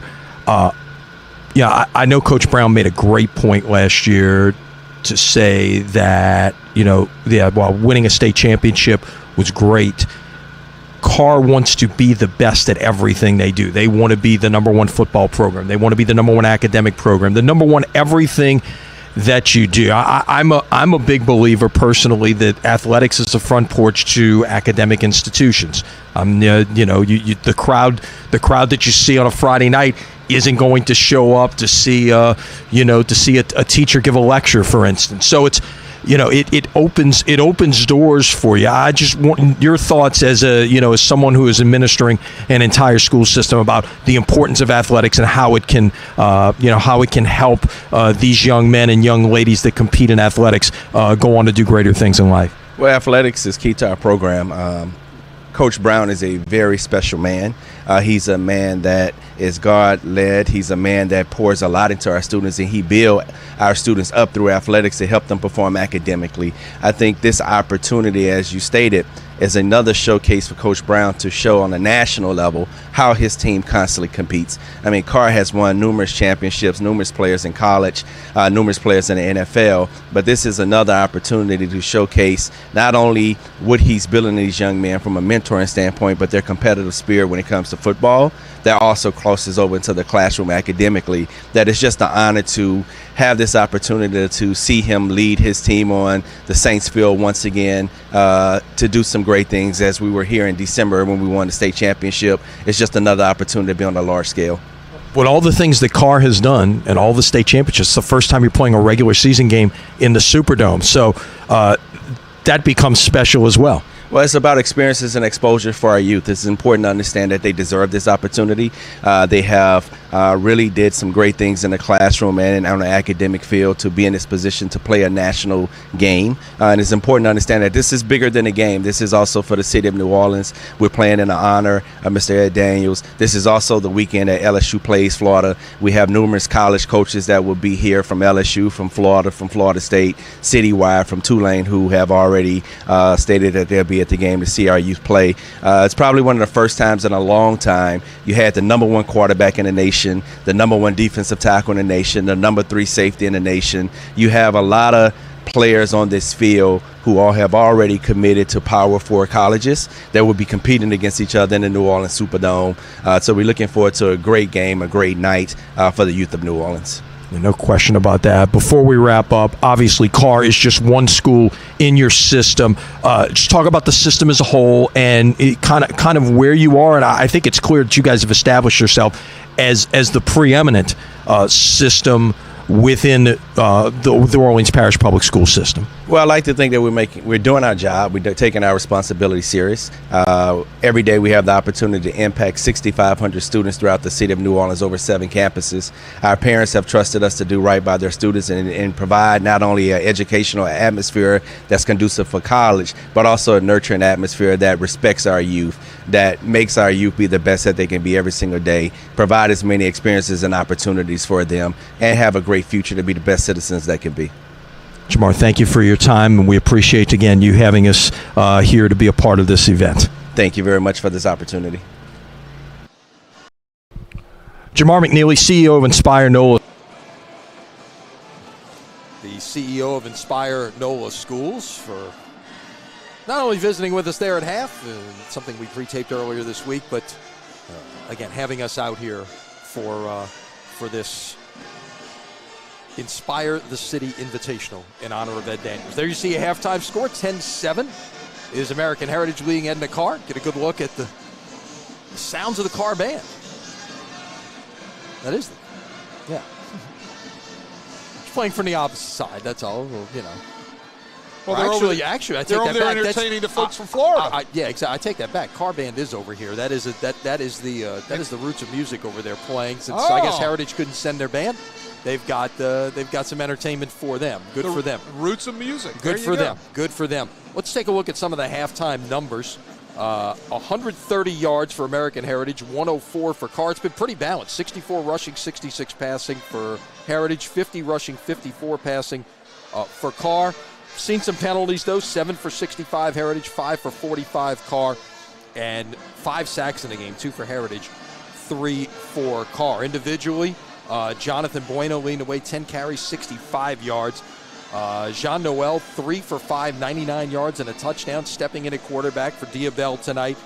And Jamar Denson, the Troy commit, we mentioned he came in with 334 yards in the first 2 games. He's got 2 catches for 82 yards and a touchdown tonight. John Johnson for Karr, 7 of 8, 54 yards and a touchdown, giving 34 more yards on the ground.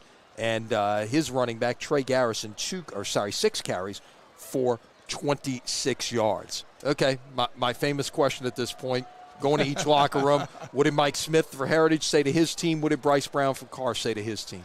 Well, I think Mike Smith from Heritage said a couple things. First thing he said is, we are going to establish the run game, all right? And they showed that especially in the second quarter. So we need you up front, offensive line. You got to handle guys like number 7, right? And we all know who number 7 from Karr is. We don't need to say his name. We just need to say that number. So we are going to run the ball. So, hey, put on your big boy pants and let's get the job done, because we want to establish the run. That takes a little pressure off of our backup quarterback. And then the second thing he said is, defensively, do not let them get behind you, right? Do not go to sleep, because these cats can fly. We've got to do a better job tackling and being in position to make plays on Karr. Now, if I'm Bryce Brown walks in and just says to his guys, he said, we need to turn up the juice a little bit, and I think that's what they need to do. I think offensively, they're doing all the right things. They need to make sure that their protection's a little more solidified up front from their offensive line, so Johnson can get the ball out. And then the next thing, defensively, they got to get off of blocks a little bit better to shut down that running game of Heritage.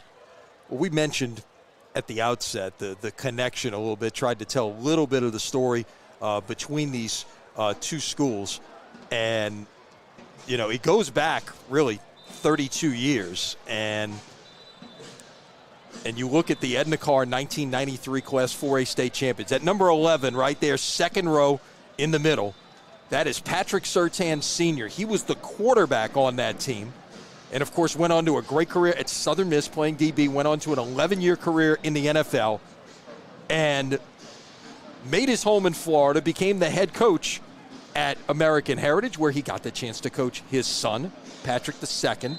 And now, of course, Patrick II is now the NFL Defensive Player of the Year, reigning Defensive Player of the Year for Sean Payton's Denver Broncos, a guy who's very well known in this building as well. So, you know, that's when they started talking about this game, as you heard Jamar McNeely mention. It goes back to when, you know, Pat Surtan Sr. was the head coach at Heritage, trying to get him together, and it was terrific that he got a chance to be honored pregame tonight, and not only for helping bring this together, but to finally get his due in being part of the Louisiana High School Hall of Fame class of 2026. That is going to be a great class. And, we mentioned Ed Daniels earlier that he is going to be part of that as well. Right. All of this, and usually at this point we're trying to tell you about scores. What we will tell you, go to CrescentCitySports.com, the best prep sports site in Louisiana, to get all of the finals. As again, we will be the last game to finish here tonight. That's pretty much a given. It is now,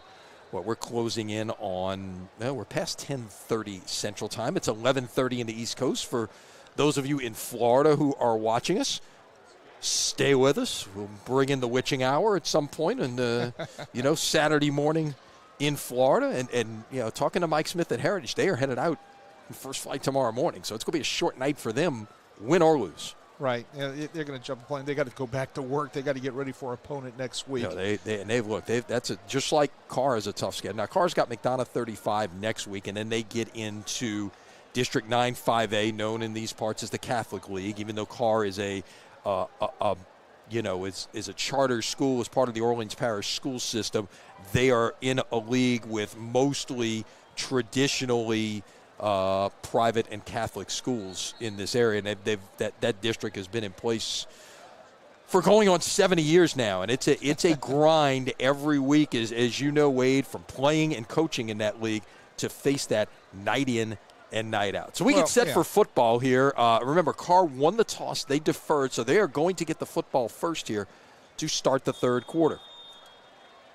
Getting back to the Catholic League again, it's great players, great coaches, and Karr's a huge part of that. They bring a lot of class to that. Little pooch kick here, and trying to find room to run, going the other way that time, and very nearly finding some space. That was Floyd Jones getting out past the 35-yard line to about they call it the 36, and that's where Karr is going to begin this first possession of the third quarter.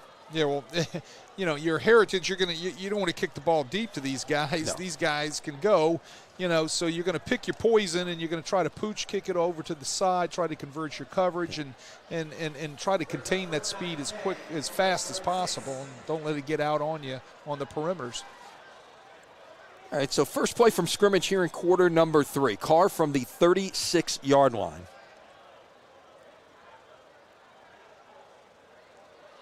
Johnson with a sidecar and then 3 receivers to his right, and will go that way. The little middle screen and room to run out past midfield and a first down.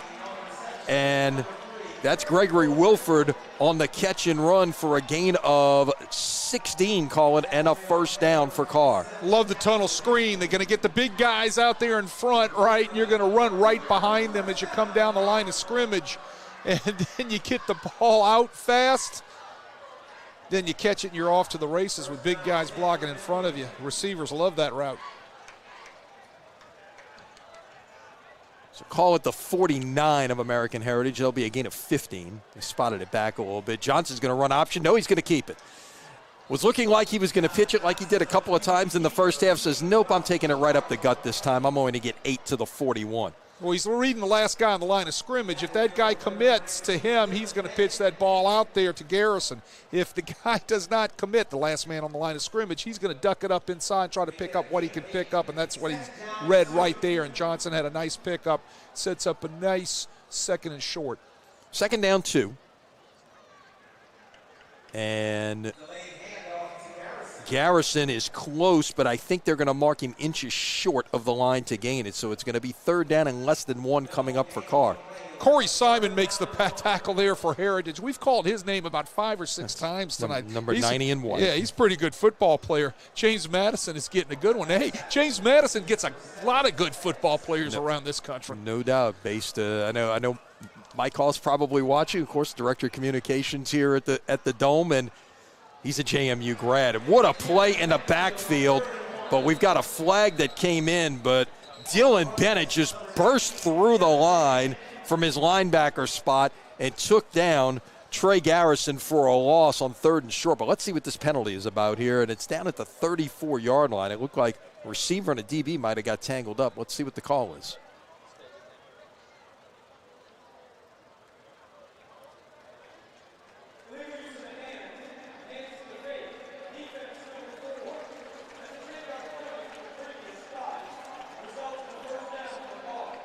Mari Nugent Nugent is the GOAT there. And, I mean, that was, Heritage might have been off the field right there, forcing Karr to punt, and instead it is a first down for the Cougars at the 29-yard line. Yeah, poor hand placement. He was probably trying to body check the receiver and press him as he's getting off the line of scrimmage, and he got his hand slipped up in the face mask. Yeah, you see third first down tonight by penalty for Karr. As you see, he's one-on-one with Xavier Owens at the bottom of your screen.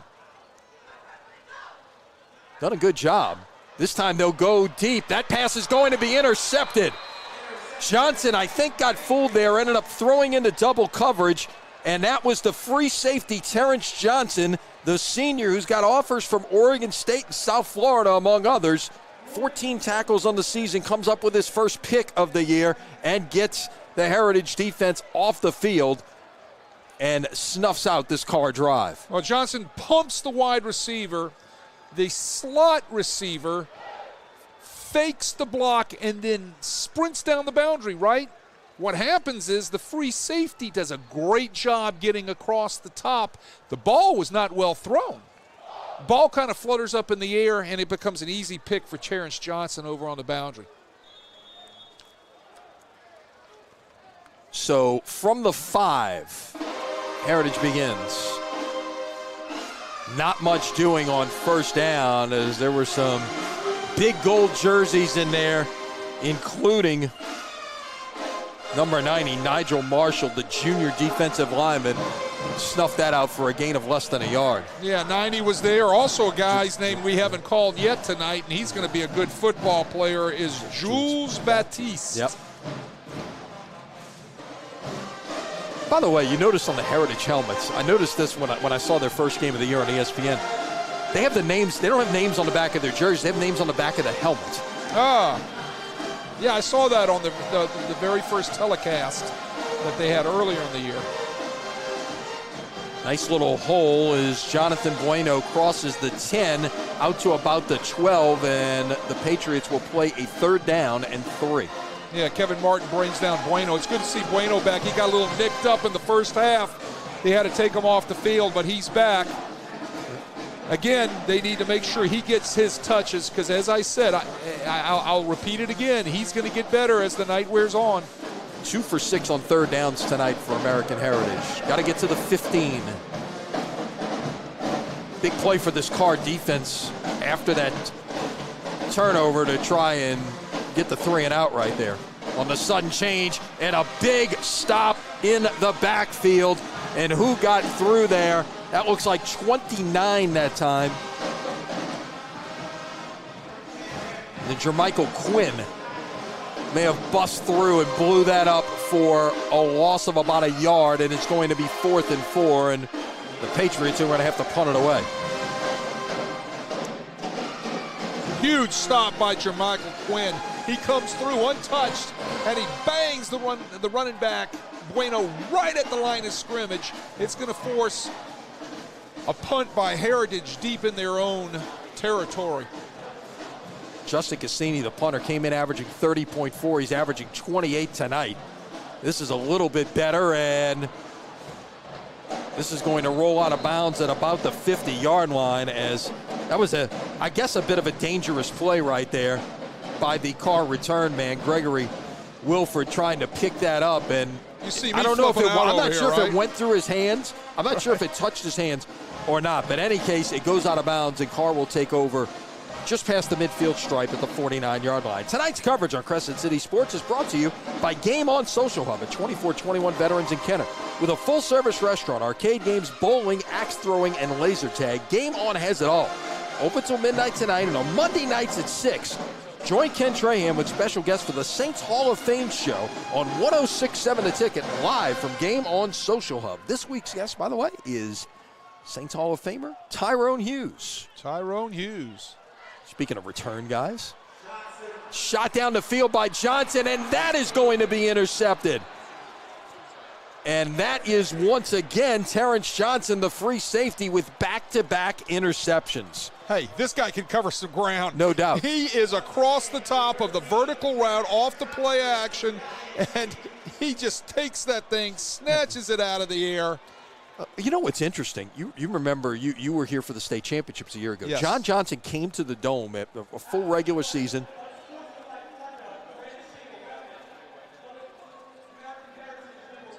Number 1, that is Kaimani Morales, the Georgia Tech committed linebacker, gets called for unsportsmanlike conduct after the interception. So Heritage is going to start inside the 5-yard line, so deep in their own territory once again. But that Karr Alexandria state championship game a year ago, Karr dominated the first half. Yes. And you can only imagine how bad it wouldn't have been. John Johnson threw 4 first-half interceptions in that game. Yeah. And still, Karr was in command, and so much so that we played with a running clock in most of the second half of that game. Yeah, and again, you know, Bryce Brown will tell you we don't want to give up the turnovers, blah, blah, blah, so on. All that is correct. But Bryce Brown also knows that they can overcome those type of mistakes because they have those type of athletes that can make plays. No doubt. A little RPO right there. Pass it out in the flat to Denson. And look, don't get me wrong. Bryce teaches his kids, hey, we can't live with these type of mistakes and win football games. His staff knows that they can overcome the majority of average mistakes and still be in the middle of a football game because of guys like Seven and John Johnson and all those guys out there in gold jerseys right now. So at the 9. Second down at 6, and not much doing that time for Bueno. Should we say no bueno? No bueno. I was Got waiting for back that. to the line of scrimmage. It was coming at some point, and we have called the name of Kevin Martin a bunch tonight. He has been in on a bunch of tackles. And now we've got an injured Heritage player. Is that Bueno that's down at the 7-yard line?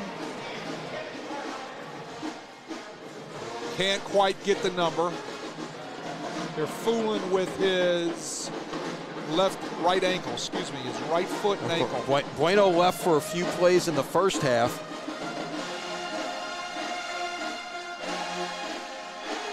And that is him. Yep, that's Bueno. So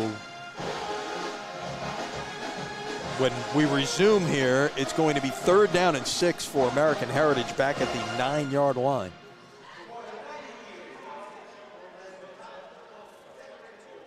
But, you know, getting back, and I don't want it to sound like that, you know, we don't really care about making mistakes, talking about Karr. And like last year in the state finals with the 4 interceptions in the first half. But you're good enough to obviously right. overcome and you Correct. consider the risk reward there. You take a shot on a long play, it gets intercepted. While it was first down, it effectively acts like a punt right there. Right. If your racehorse doesn't get out the gate, you know it's still darn good. It can get around the track and maneuver itself into the position.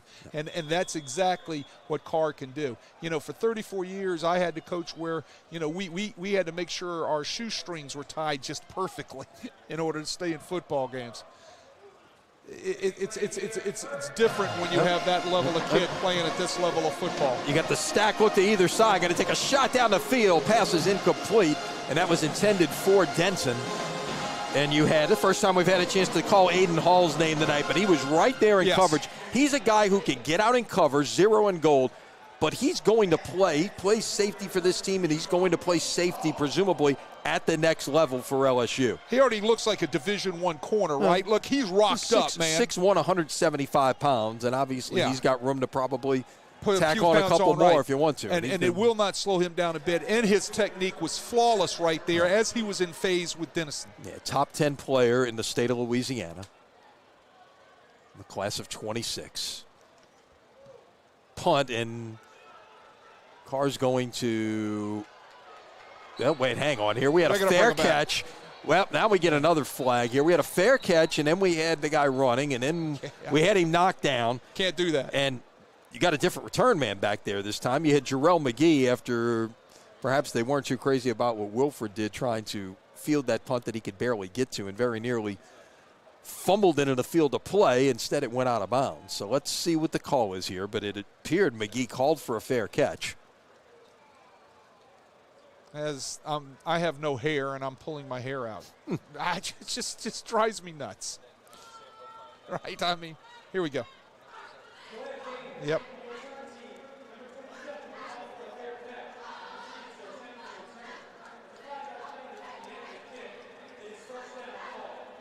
Yeah, so they'll back him up 5 yards from where he caught the ball. You see the spot at the 48-yard line. So, really, after the first couple of plays of this third quarter, the entire third quarter has been played at the Heritage side of the 50-yard line, but Karr's got nothing to show for it.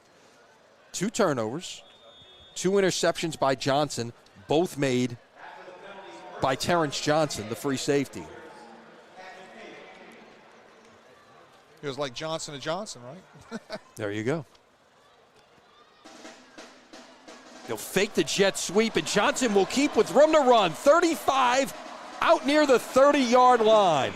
They brought the jet man in motion. That was Wilfred that time. Faked the handoff, and Johnson just went off a right tackle and wasn't really touched until he got down near the 31, a gain of 17. Yeah, gave it a little eye candy with the jet motion, then ran the lead option out backside off of it for the first down. This time we'll run the option and got a couple. He pitches that ball. There's a lot of room for Trey Garrison to run. Yeah, Garrison standing in the end zone. He read that one wrong. And he knows it. He knows it. Yep, you see we hit the 6-minute mark. And again, if you're just joining us, that's when we get the hydration timeout in the month of September in Louisiana high school football, and for that matter, a lot of other places as well. Glad you were with us here tonight from the Caesars Superdome in New Orleans. Lenny Van Gilder along with Wade Kaiser. Dan Kane, our producer, got Tommy Cooper on stats. Man, we're rolling. We got a crew here this evening. Let's not forget Sabrina Lifter, Sam Tornatore bringing you all the pictures this evening, and our entire Crescent City Sports production team all pitching in from afar. So, yeah, it's been a great night of football. We saw a really good football game earlier with University and Archbishop Rummel. Some excitement there. I mean, you saw the end of the first half, Rummel popped the kickoff return with 97 yards for a touchdown on the last play of the half. I saw a hurdling penalty called. There you go. In 34 years of coaching, I was crying to get hurdling penalties called. And you never got one, but you got one tonight. 10 years, 11 years after I've been retired from coaching, I finally see a hurdling penalty. I thought it was a holding penalty. There you go. So we resume after the hydration break. We got a flag in the backfield as Johnson tried to go a little play action there and is brought down. I believe that was Isaac Tanis, the defensive end. Got him there. Johnson's got to get his but he's got to get his jersey back in place, it looks like. Let's see what the call is. It's Michael Williams. Yeah, Michael Williams. The second time he's been flagged this evening. Well, again. Now you're playing from behind the sticks. You're playing 7 from behind penalties the sticks. for 60 yards tonight for the Cougars. Again, and I talked about this in the first ball game tonight, when you're playing against really fast people like Heritage has on their defensive line, sometimes the only thing you can do to slow them down is you can't get your hand from stretching that jersey off, right? You can't get your hand off the jersey. You're going to get that holding penalty. Well, we see it on Sundays all the time. Well, and what you're seeing, there are such extraordinary athletes on both sides that it leads to those types of things. So you got to be really sound in your technique. Really sound in your technique. And you see trips to the bottom. Johnson looking over to the sideline to his coaching staff. Will go option. This time he will make the pitch, and that was well defended across the board that time by Heritage. Dylan Bennett, we've called his name a bunch tonight, blows that one up in the backfield. Call it officially a loss of, check that. It might be a gain of 1 on the play. It's going to be 3rd down and 19. Yeah, Bennett scrapes from his linebacker position. He takes quarterback and then scrapes out and takes the pitch. That was the right read by Johnson on the lead option, but what a great play by Bennett getting out there, inside out, playing the option. Need to get to the 21. Johnson throws incomplete. He was hit as he threw. He was trying to find his running back, Garrison. coming out of the backfield. Now, what do you do here? Do you punt and play defense again at this point? Yes, you do. Yeah, that's what I would do. I'd punt that thing down there because Heritage is having some trouble down inside their own territory.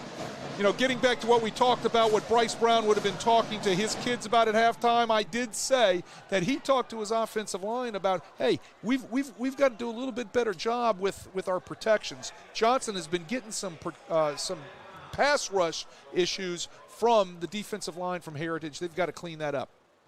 There's the punt. It will go over the head of the return man who had his heels on the 10-yard line, and it rolls into the end zone for a touchback. So Heritage is going to start this drive at the 20. It's their best field position of the second half. Yeah, they've been back at the 5-yard line right. for each of the first two possessions. One because of that's where the interception ended, right. and one because of a penalty. But now they're out of the shadow of their goalpost, and they get to start this one at the 20.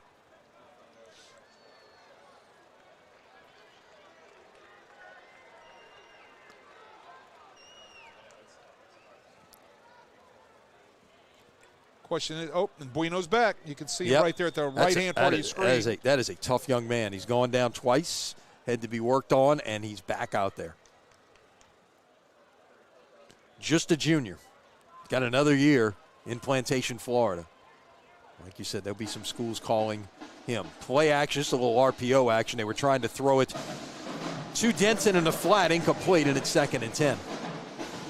Talk about what he's looking, what his RPO reads are in that play. Fake the handoff, and then was trying to get it quickly to Denson in the flat. Well, what he's reading the last guy on the line of scrimmage, and if he collapses with the running back, he's going to pull that ball out and either run the ball or throw the ball out there to a wide receiver. It's a triple option play out the backside, basically, is what it is. He's got a run-pass option. There's all different types of RPOs that we see from Friday night all through way through Sunday now on how they're reading it and trying to put the defense in a position where whatever they do is wrong. We'll pass out in the flat this time, going to top of your screen. That was Marcus Smith, the backup running back, on the catch. Got back to the line of scrimmage, and it's going to be 3rd down and 10. Terrific pursuit by the gold jerseys, led by the guy you see there, Aiden Hall. Yeah, Aiden Hall, wow, you know. That last year, commit, he's going to be another great haul for the Tigers. Yep. Last year, 26 tackles, 2 picks, 5 pass breakups, and a block kick for good measure. Everywhere. I noticed in punt formation, he lines up on the edge. Yeah, he's a guy coming off the edge trying to get there. 2 for 8 tonight for Heritage on 3rd down.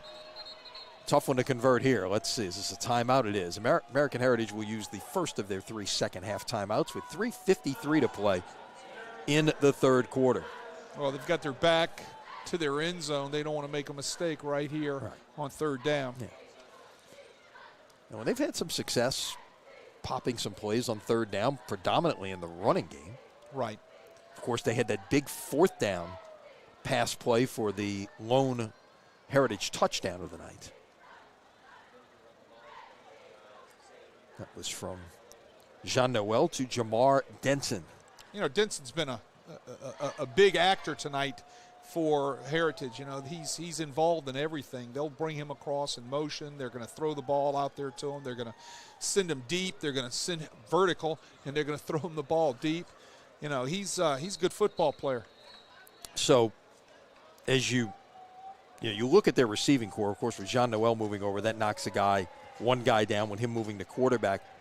Yeah, Brandon Bennett has been hurt this season and has not played as of this point, as I'm to understand. He's a Florida State commit at wide receiver. Well, Denson is a Troy State commit. Yeah. Sunbelt school, like James Madison. Now, looking for the throwback, it's not there, and he's just going to have to throw it away. They're trying to get something rolling to the right and get something opening up to the left side of the formation, and it wasn't there, so Jean Noel did the right thing and threw it away. Yeah, they're just out of sync right now. They can't get anything going, really. And that's when you come back and you give it to your war horse, number 2, and let's just try to run that football some, which is what they had success on in the first half. Wilford back in now to receive at the 47-yard line. The punt from Justin Cassini.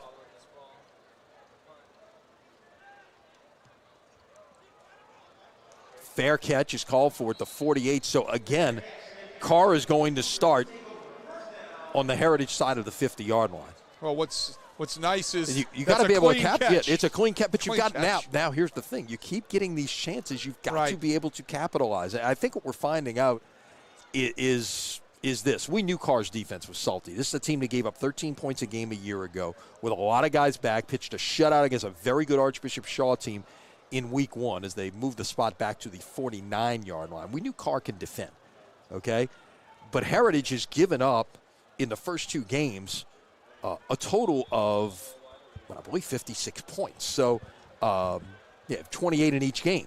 So, to see what they are doing tonight to really, shut down this Karr offense, and there's a long way to go. That little swing pass is caught, and well, they're getting better every scheme week. there. Garrison gets a gain of 8 to the 42-yard line, so it's going to be a gain of 7. It's going to be 2nd down and 3. Yeah, to build on what you were just saying, is they're getting better every week. You got to remember, these guys played back in week 0, right? Well, yeah. really negative. They played 3 Negative. weeks ago. They had Right. exactly. Right. They start earlier in Florida. Right. They played a game 3 weeks ago, had a week off, played Yes. again last week. They're coming into form. Right. They're getting better Right. every week. Right. This is effectively the 4th week of their season, though they've Yes. only played 3 times. Bouncing it off the left side and room to run, and a first down for Trey Garrison out to the 31-yard line. The other thing, Gain of 11. The other thing in Florida is you get a bye week. There's a bye week built into their schedule somewhere, if they haven't already had it. But I mean, they're getting better every week, and you can see it. They definitely have the athletes and the horses on defense. Going a little quicker. Garrison stays on his feet, bounces off the pile, and gets out to the 29-yard line, a gain of 2. Again, Garrison running hard in between those tackles, right? I'd like to see those guys that can not only run out on the edge, but they can run in between the tackles. That's what makes them versatile as running backs. That's the reason why colleges always come looking for those type of guys, because they want to be able to keep you on the field, not to take you off and put somebody else on to run a certain play. 2nd and 8 for the Cougars. Pass is caught. A little tunnel screen out there.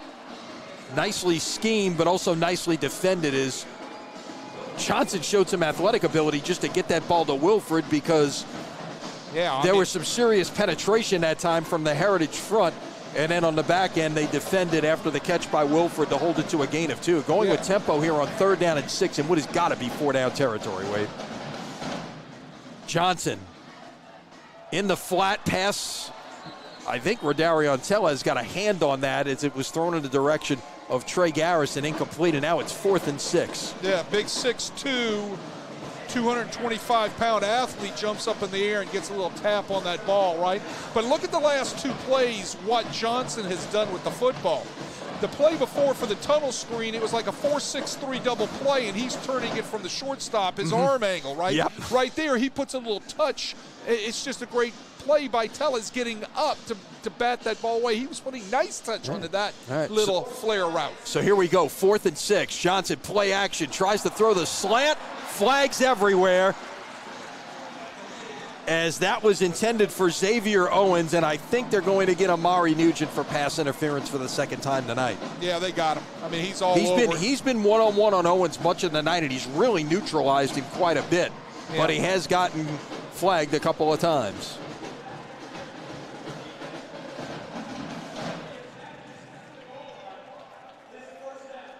To use another baseball analogy, that was a 97-mile-per-hour fastball. Yeah, he drilled that one in there. He drilled that one, talking about Johnson and the strength of his arm. So put it at the 13.5-yard line. It's a half the distance to the goal penalty, so 14 yards officially on the flag. It'll be 1st and 10 for Karr, back in the red zone for the first time since they scored. Going to try to go end around here, and that is well defended because of the penetration by Heritage that time, as I think that was Isaac Tannis. Got in there, and that was I believe that was Anthony Thomas trying to run the end around right there, 12. Yes, it was. Anthony Thomas coming around, and who's sitting there waiting for him was Isaac Tannis. Yep. Yeah, they're getting, look, both of these teams defensively can get up the field. You can do some things to try to slow them down and try to, show some misdirection and keep them, keep them thinking a little bit. But you got some athletes that can really run on both sides of the field here. But second down, call it 16. The ball is at the 19-yard line. A little quick screen. Bottom of your screen that time. That was Floyd Jones on the catch. He will get it out to about the 15-yard line where it's going to be third down and call it 12 as we tick under a minute to play here in the third quarter. Going fast, more tempo. If you know what you're going to do, obviously, if you feel like the other team's trying to substitute, it's a good strategy. Play action. Johnson. Pass is nearly intercepted, and guess who? Terrence Johnson was there again. That would have been his third pick of the night. Bad decision by John Johnson to try to force that in between three white jerseys to get it to his intended receiver, Floyd Jones. Floyd Jones was just covered up, and almost for the third pick of the night, as you said, Terrence Johnson, and he knows it. Yep. Hit him right between the 1 and the 3 in the front of his jersey. So it's 4th and 12, and Karr's going to go for it here. The line to make, they've got the stick sitting right about the 4-yard line. The original first down spot made it look like it was about would have been the 3.5. Johnson, pass, caught, touchdown.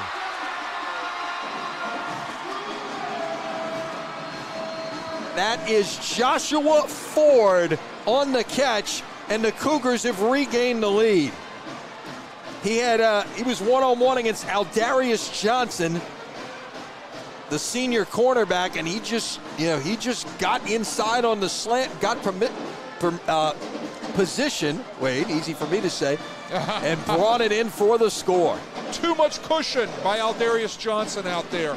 Look, he's not even a guy we had on our sheet, right? Yeah, that just goes to show you the depth that this Karr group has. I mean, that they can run guys who, and that kind of situation, too, to make that kind of play.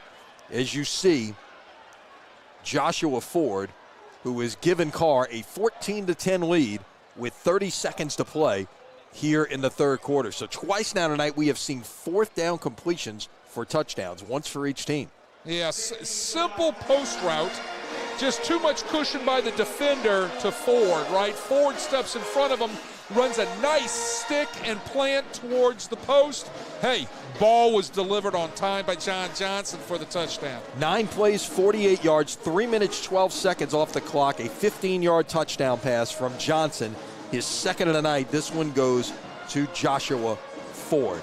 So Karr has the lead for the first time here in the second half.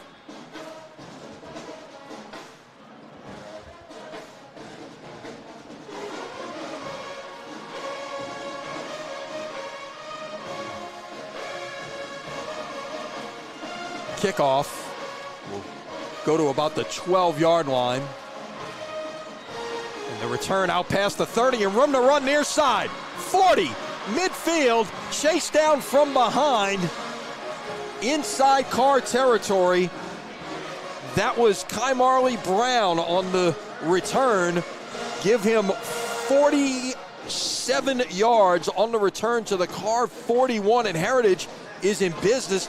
This is going to be the first snap on the Karr side of the 50-yard line since maybe like the first couple of plays of this third quarter.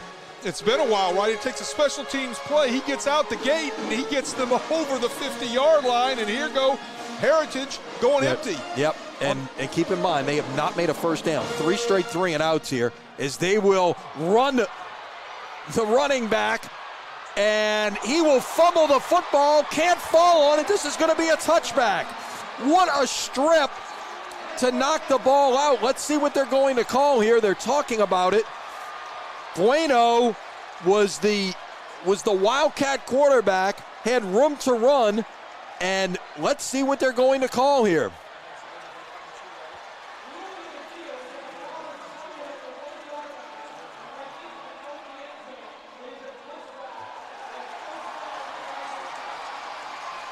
You heard the call. It is a touchback. A huge play by the Cougar defense after letting Bueno get loose for what was a 40-yard run. They stripped the football, and the Cougars come up with it. Or don't come up with it. They caused the touchback, and now Karr will get the football at the 20-yard line. The offense is right back on the field with 9 seconds to play in the third quarter. Well, you got to feel for that young man. He's had a tough night tonight as far as the injuries are concerned, but he always comes back on the field. He has ran hard in the first half. He's done a nice job in the second half right there. He pops the Wildcat run on the counter, quarterback counter right up the middle, and he fumbles the ball at the 1 out the side of the end zone. And as you said, Karr is knocking on wood right now with a little luck.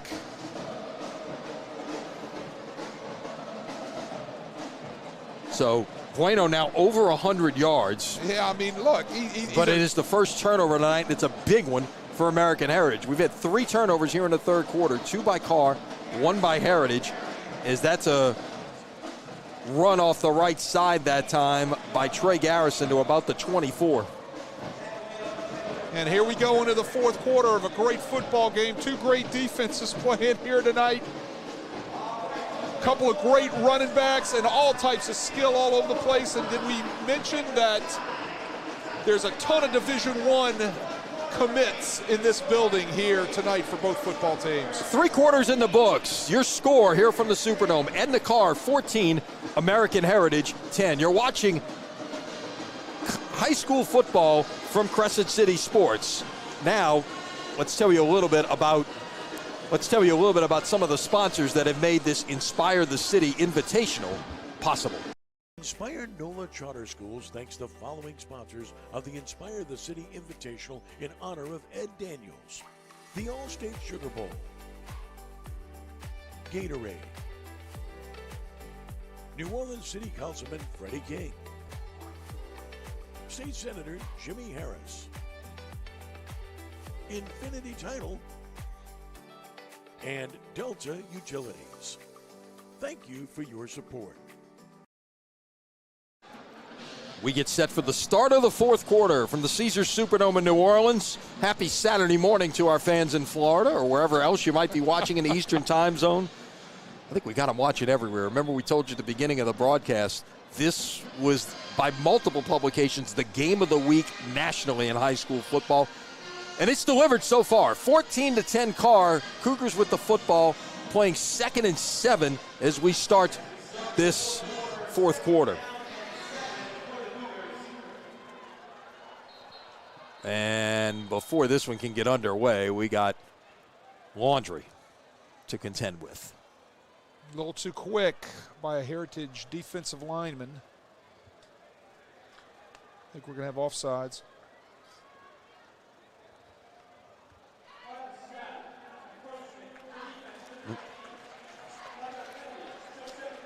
They got Dylan Bennett that time.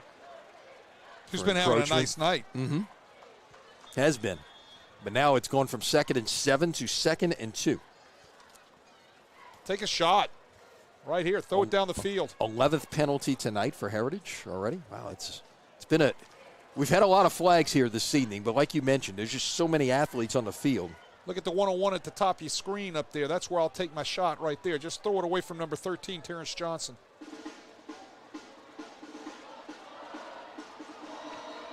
And that'll be a first down as Johnson will keep it. Or won the RPO. That time he pulls the ball and keeps it, talking about John Johnson.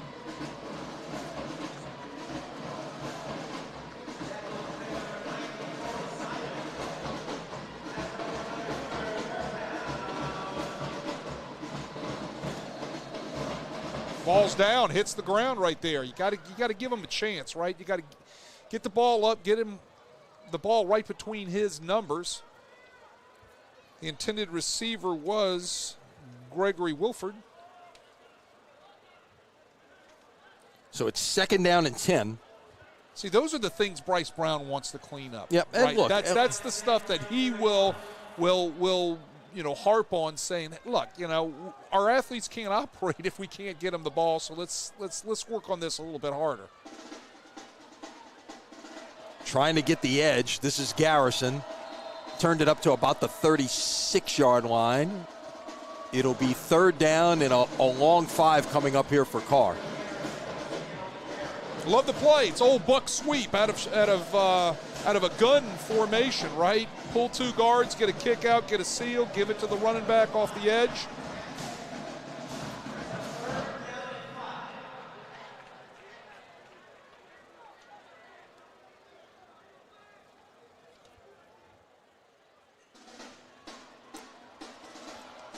Johnson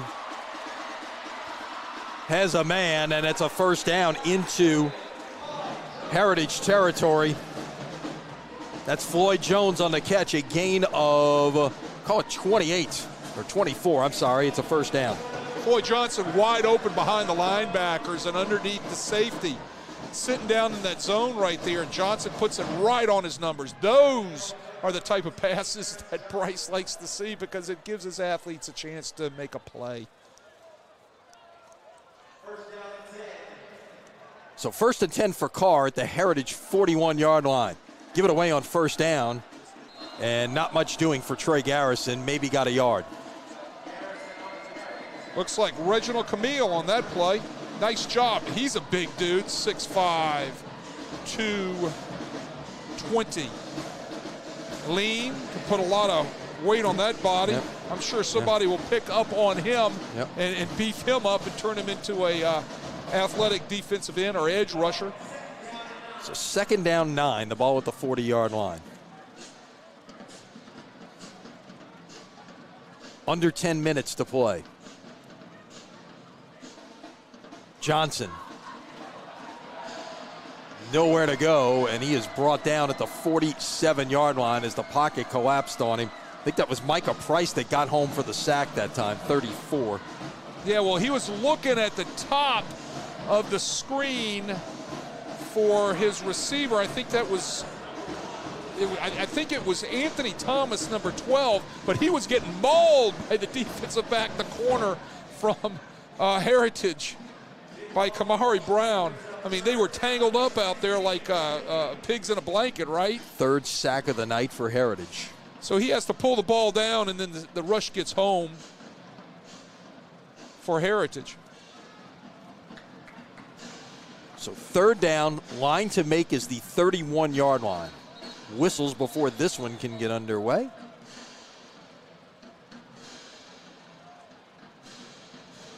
And Karr's going to move backwards, delay a game.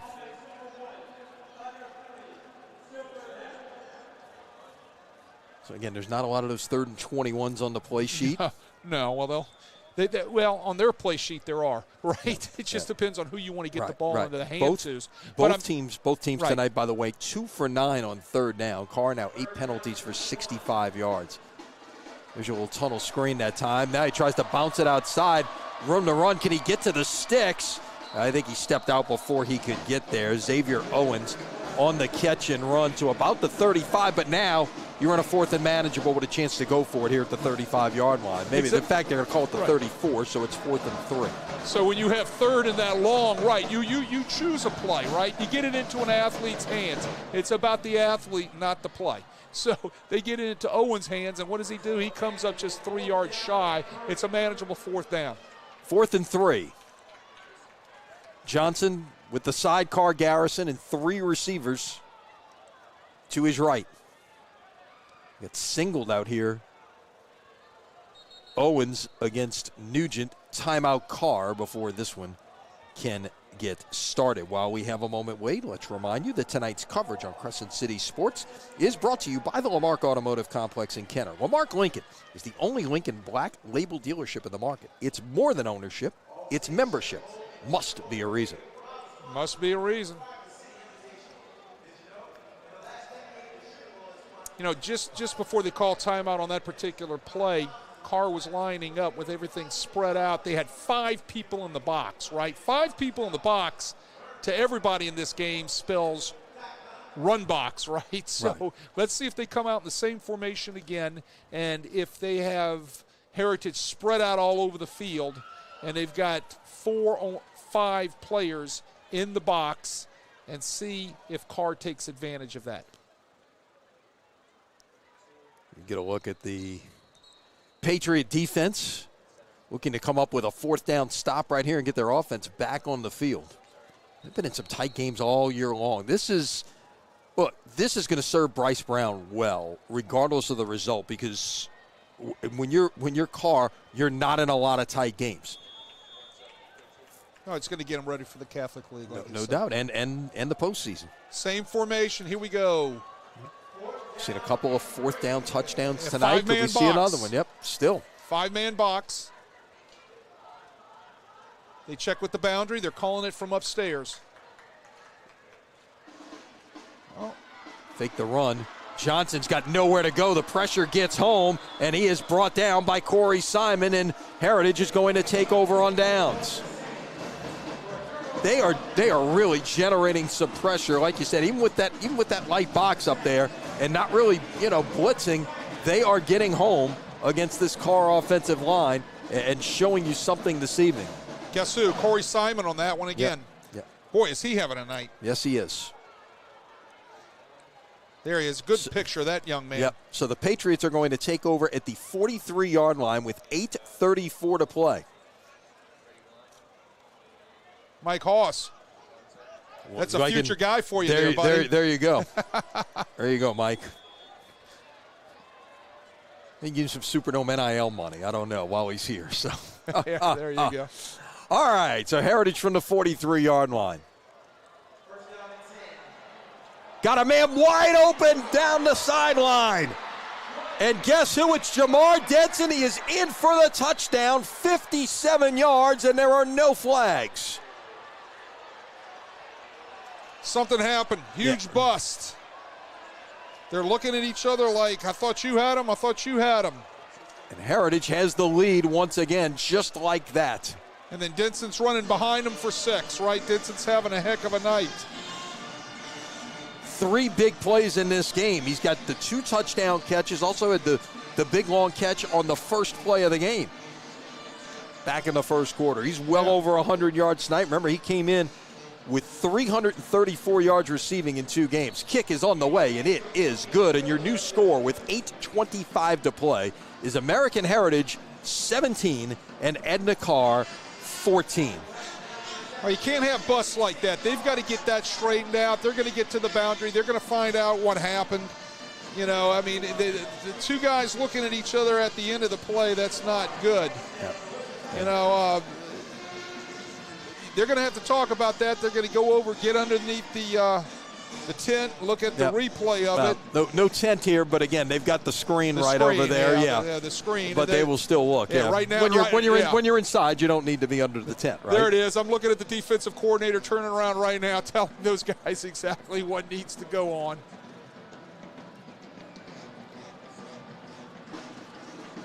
All right, so Karr's going to get it back here, and it's going to take a fourth quarter comeback. Denson tonight, 4 catches, 143 yards, and 2 touchdowns. He came in averaging 16.7 a catch. Tonight he's averaging over 35 yards a catch. I'd say that's a good night, huh? That's pretty good. Here's a pooch kick and a fair catch call for a smart play there.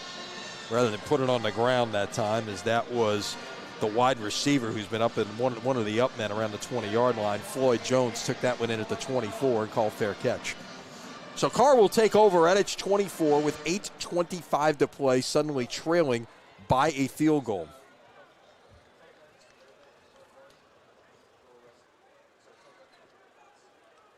So we talked about Coy Jean-Noel, the Georgia Tech committed wide receiver, moving to quarterback this week because of the injury to Diabell. He's 6 for 10, 160 yards and 2 touchdowns. 143 of those 160 have gone to Mr. Denson. So from the 24,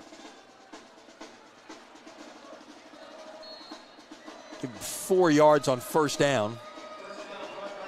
As Garrison takes it out to the 28. Keeps you on schedule, 2nd and 6. Yeah, some people call that inside zone. Some people are calling it duo today when you're getting double teams right at the point of attack, trying to work up to the second level.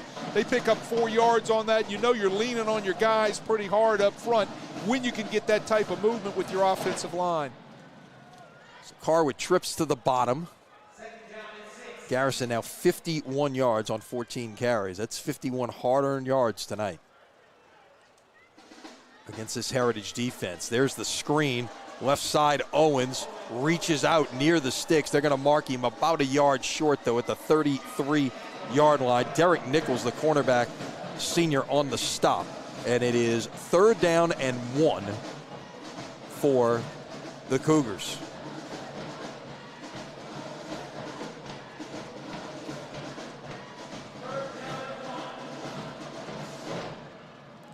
Tick towards 7 minutes to play.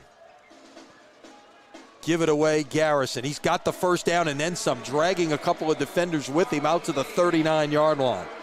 Both of these teams have struggled to convert on 3rd down tonight. It was 2 for 10 for Karr and 2 for 9 for Heritage before that play. So now Karr's converted for the 3rd time this evening, and they needed that one in a big way to keep these sticks moving and a drive alive. Yeah, well, and look, they're doing a nice job running in between the tackles right now. I'd like to see them continue that somehow. Johnson, there's that screen again. Get about 4 yards on the pass to Wilfred. We'll check it. They'll give him 3, put it down at the 42, so it's 2nd and 7. Look, remember, we'll have the hydration timeout coming right at 6 minutes, so we may get one more play off here before that. Dylan Bennett gets out there and make that play. It looked like he was shot out of a cannon, flying inside out to trip up the receiver. Really rod. Ball at the 42. Going to run the screen this way to Owens. Flag is down. And let's see, they may have gotten Wilfred for the hold right there on the block on that screen pass. Yeah, they're going to get the hold out here on the edge. They have a whole group of different types of passes that they like to get out there with screens, right? And that's just one of them. That one was a quick wide receiver screen, but you can't hold the receiver or the defender's jersey as you're out there, and it's wide open for everybody to see it in the stadium.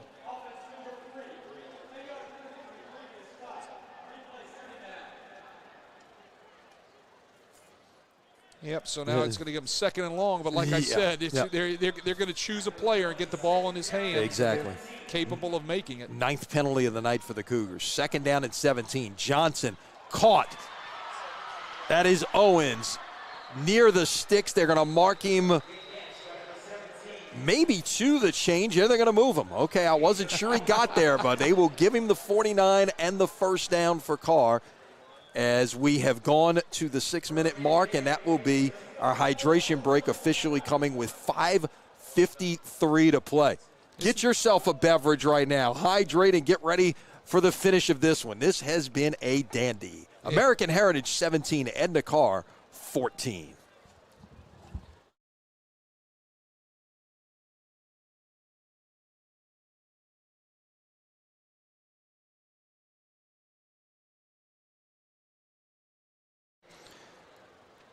Lenny Van Gilder, Wade Kaiser from the Caesars Superdome in New Orleans. 2nd game of the Inspire the City Invitational in honor of Ed Daniels. Yeah, Inspire NOLA is going to make, we should have elaborated on this earlier, but they are going to make a contribution of the proceeds from tonight's event in the form of a scholarship to both Edna Karr and to Archbishop Rummel, of course, which was Ed's alma mater. For those of you not in our area or not familiar, Ed Daniels, longtime sportscaster here in New Orleans, contributed with us at Crescent City Sports as well. Sadly passed away last August at the age of 67. And certainly his impact has been made, and his legacy left, and he's definitely not forgotten. We certainly appreciate our friends at Inspire NOLA for remembering him. He would have loved this here tonight. No, absolutely. He'd be, as Bryce Brown said, he'd be standing in the corner in the end zone watching. Right.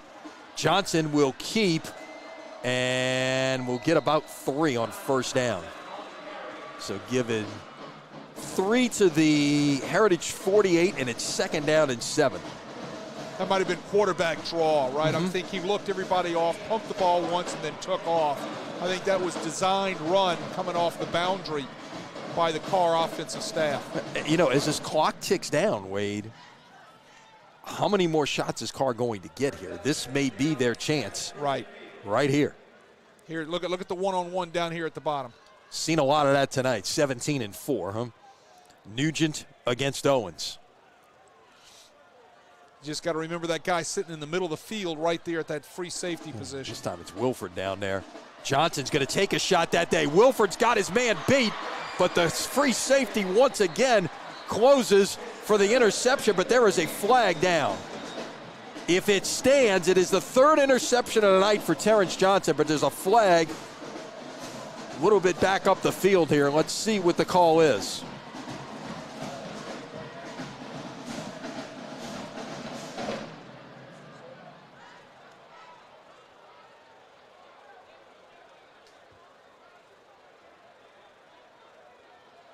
They got to stop throwing that route into the short side of the field because it really shortens the distance that Terrence Johnson's got to go to get across the top.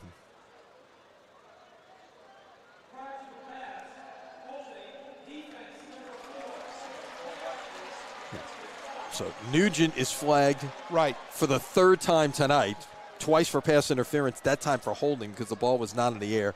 Karr has made 5 first downs by penalty this evening. Well, he's just holding the receiver off the line. He's getting real handsy. But I'm going to go back to what I was saying. They're throwing that go route or that fade route into the short side of the field. So on the weave by the free safety, Terrence Johnson, whose footwork is phenomenal. I just watched him that play because I said you got to keep the ball away from the guy, right? He weaves, backpedal weaves, gets across the top to the short side of the field and picks the football, right? It's all negated because of the holding penalty by Nugent. You got to take that to the wide side of the field. Make him have to run from the middle of the field to the wide side of the field. Johnson now going that way, and it's going to be overshot. He had a man, Wilford, with a step on the defender.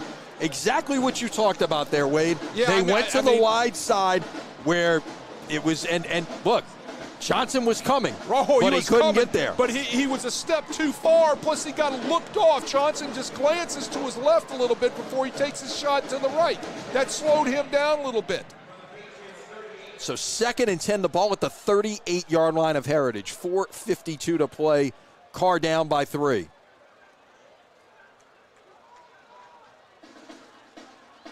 Running on 2nd down, and a nice one-man tackle right there by Corey Simon on Garrison to keep him from breaking through there. It's a gain of about 2.5, and it's going to be 3rd and long for the Cougars, and a big one coming up right here. Look, I've been watching Terrence Johnson, this free safety 13.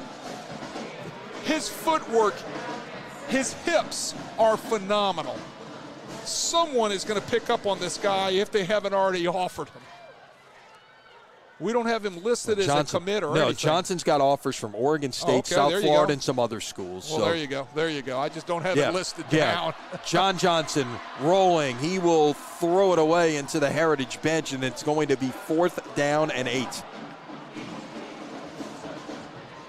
The Heritage coaches want intentional grounding, but he's out of the pocket, so it's... Well, they're going to talk about it right now. He could be outside the pocket out there. But did he not reach the line of scrimmage? That could be the case.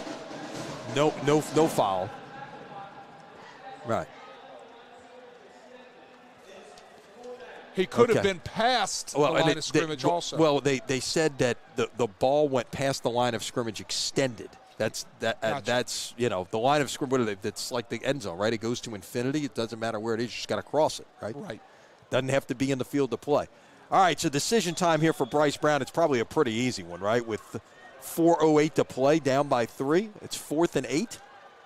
You got to go for this. Remember, Karr's got a 4th down conversion that turned into a touchdown earlier. Let's see what they call here. Again, you got press corners at the top as well as the bottom, and man free. Johnson pass over the head of his receiver. It was intended for Wilfred. Incomplete, and Heritage is going to take over on downs.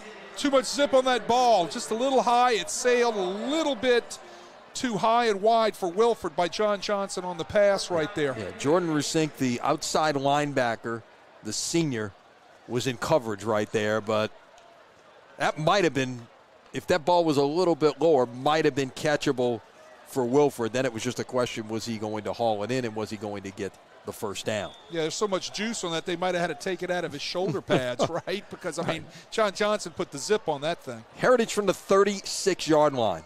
They'll fake the jet sweep that time as they went back to the Wildcat look with Bueno, and this time Karr snuffed it out. Last time they ran that, Bueno ran all the way to the end zone, but he got it knocked out at the 1-yard line, and it turned into a touchback. Yeah, Romeo Brown snuffed that out real hard for the loss. It's a loss of 4 on the play, so it's 2nd down and 14. You look at the timeout situation, each team has 2 remaining, and you got to think about that, especially right now if you're Bryce Brown. I got to believe you got to be thinking about using some right here depending on what happens with these plays. If they run the football again on 3rd down, if it's snuffed out, that's when you use that timeout. Well defended. Great penetration by Richard Anderson for no gain, and it's 3rd and 14 coming up, and it's timeout Edna Karr. Oh, there you go. Smart call right now. Take that timeout. You're coming up with a punting situation. No, it's 3rd. Yeah, if you could get the stop here, it's 3rd. It is 3rd down and 14, but Karr still has 1 timeout in its pocket here, but you feel like you probably got to use it to keep it from running 40 seconds off the clock, yes, right? Absolutely. I would use it again.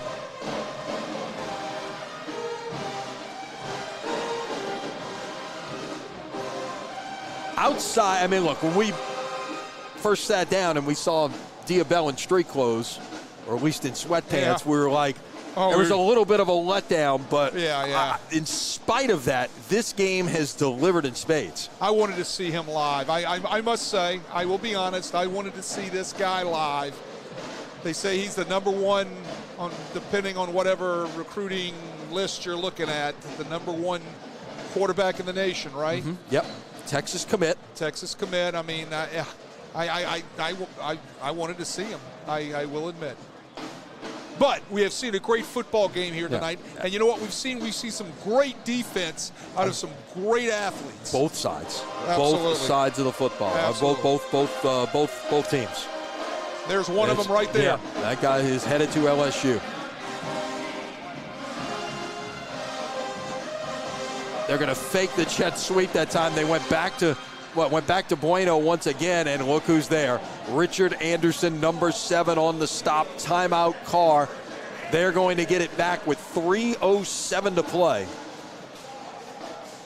Yep, good timeout right there. The last one, you got to use it. You're going to get the ball back with the punt.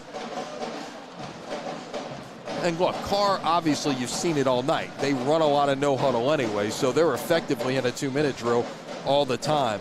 So for the 4th time here in the second half, American Heritage goes 3 and out. Those 2 times they didn't.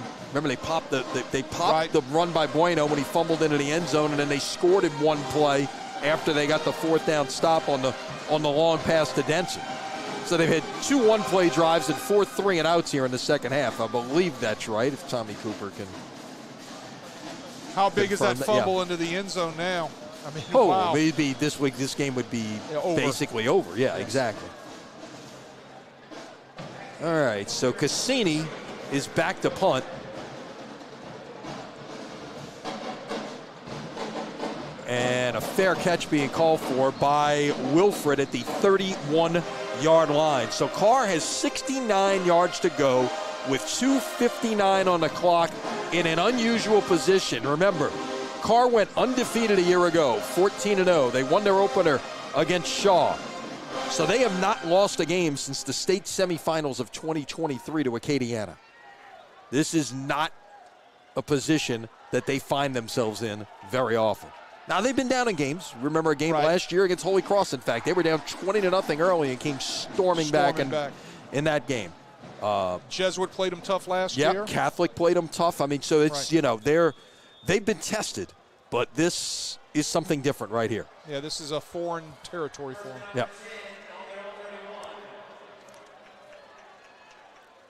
Johnson tonight, 17 out of 25 for 163 yards. Play action, looking to take a shot, nobody there. He's going to try and put it down and go, and no, he's going to be brought down instead. And in the middle of that, trying to bring him down there, we call Rodarian Tellez his name quite a bunch tonight. The Toledo commit came in with a couple of sacks, got another one right there for a loss of 4. It's 2nd down and 14. Yeah, Toledo Rocket, right? That's what he's going to be.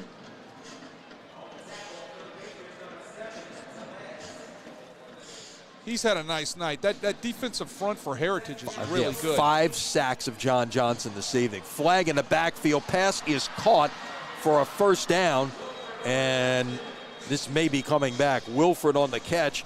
Brought it out to the 45-yard line. And there's an injured Heritage player down at the 17-yard line. But you see the other important part right here is that piece of yellow laundry.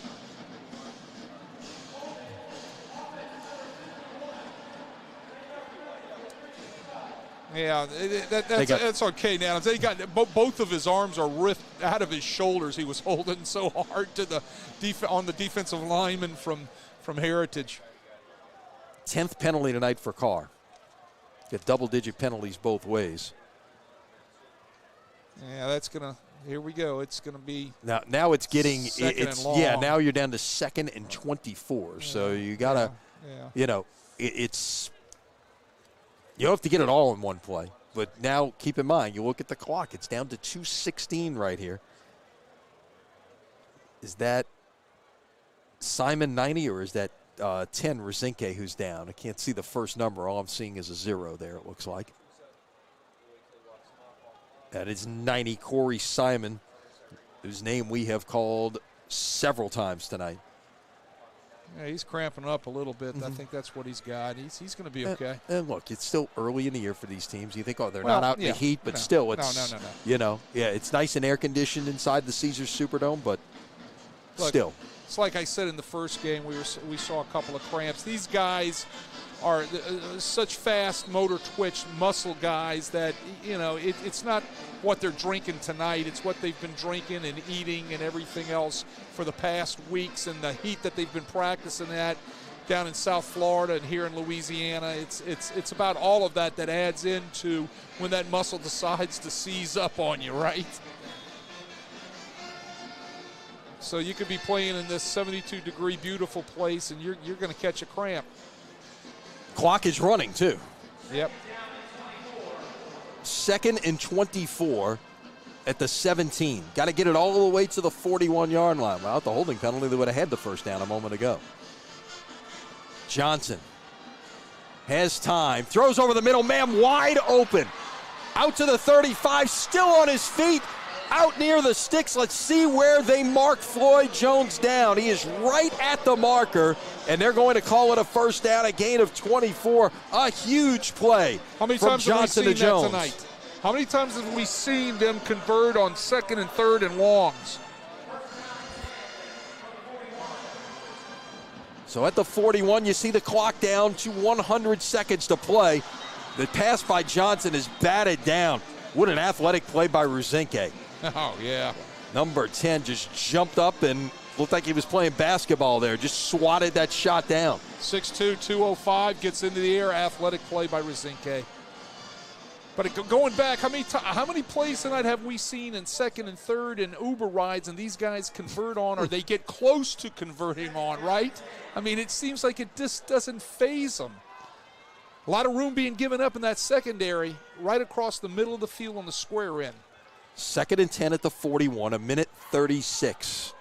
You see it on your screen. Karr needs a field goal to tie, a touchdown to win. Johnson, nobody open. He's got to run, and he is brought down behind the line. That was Dylan Bennett once again, number 19, the linebacker. Loss of 2. It's going to be 3rd down and 12 for Johnson and the Cougars. His closing speed is phenomenal, right? He gets to a drop, got into his drop, quarterback takes off. He closes from about 25 yards away like cat quickness. And the clock is now ticking under a minute. 3rd and 12. Remember, Karr has no timeouts remaining. Johnson trying to avoid the rush, now runs. He is going to get the 1st down and more. Out to the 44-yard line, or make it the 45-yard line of American Heritage. You got to go up and spike the ball, I would think, right now to try and just kill his clock and reset things. 47 seconds to play, but it looks like they're going to try and go quickly. Clock winds now that the chains have been set.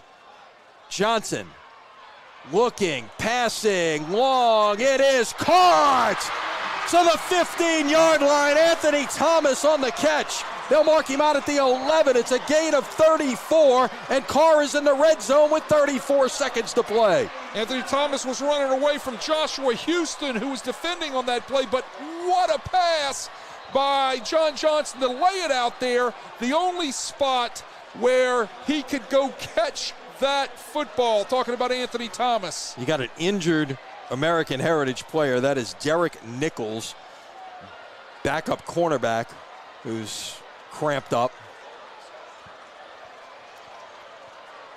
And the life just came back into this building. Oh, that quickly with that beautiful pass from Johnson to Thomas to put Karr in the red zone, and a chance here now. And look, you're at the 11. I don't know how you feel about your kicker and whether you would take a shot if you need to try to tie this thing, but certainly you got 4 shots right here from the 11-yard line to possibly win it. You got to take 4 shots at the end zone, right? Because if you or at least 3. Let's say at least three, and then you got to make a decision there. Do you try and kick the field goal to tie? But everything you do has to be at or right at that goal line and in the end zone, because you can't run the ball. You have no timeouts. So from the 11, 3 receivers to the bottom. You've got Garrison right alongside Johnson. Takes the snap. Corner of the end zone. Pass is incomplete. Was going for Thomas again. And it'll be second down. Kymarley Brown, the safety, was trying to pick that off and end this thing. Yeah, well, that pass was a little errant, right? And this is one of those things. In this situation, is it your guy catches it or nobody catches it? Correct. Am I right? Yeah. You don't want to end this thing. Right. So you got to make sure you can't throw an errant ball. That's my point. He threw an errant ball right there. That ball was almost picked off, and it was almost game. You got 0 coverage across the board. Right. Johnson is brought down once again by Corey Simon. They got to get up here quickly. Clock is running. 20, 19, 18, 17. Karr's got to hurry right here. That is the 7th sack tonight for Heritage. 12, 11. Now they snap it with 10 seconds to play. Johnson lets one fly into the end zone. Pass is incomplete. No flags. Everybody on the Karr sideline begging for a flag right there, but they're not going to get it. This would be a 37-yard field goal. It's decision time for Bryce Brown. I don't know whether Castellon can make this. It looks like they're going to send out the field goal unit. They're going to give it a try. Great coverage out there by the Heritage corner, perfectly in phase. Little bit of hand play on both ends, but no flag needed to be thrown, and there was not one thrown. So here we go. 37 yards for the tie. To send this to overtime on what has been a fabulous Friday night of football inside the Superdome. Mike Smith calls timeout. Yeah, he's going to ice the kicker. Can't take him with you. Can't take him with you? He's got 2 timeouts remaining. He just used one. Can't take him with you. Got to ice the kicker.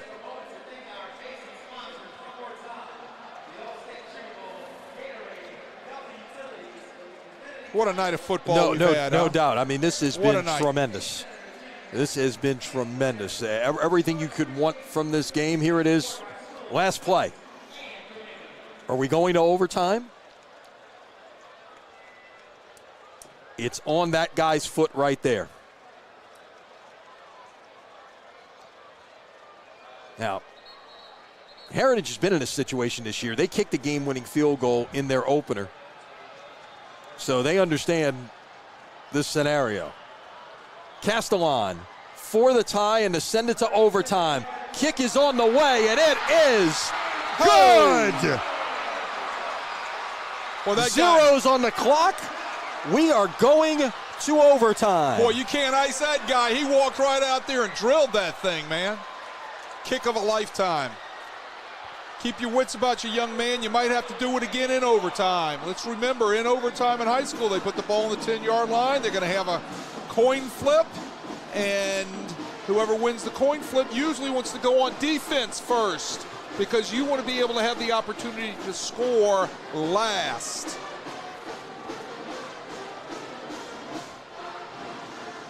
Whatever the price of admission was here tonight, everybody got their money's worth.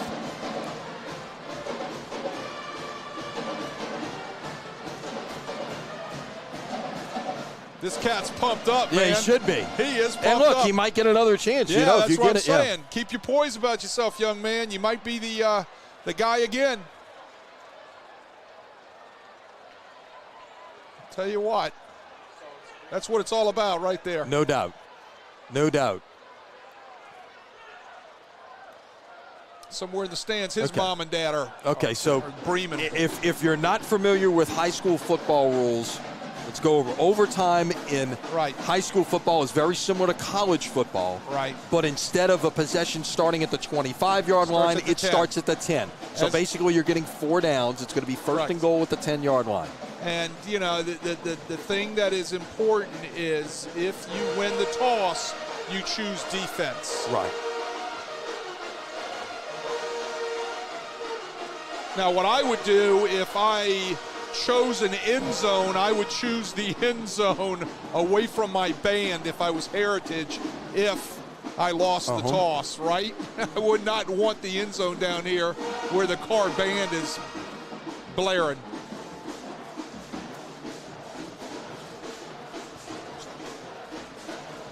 Mr. Anderson's out there enjoying the music at the 50-yard line. He's getting pumped up, ready to go. They'll send one captain out from each way to do that's this. him. He was doing a little dance right there, getting down with the band before he goes out there and make his call on the toss.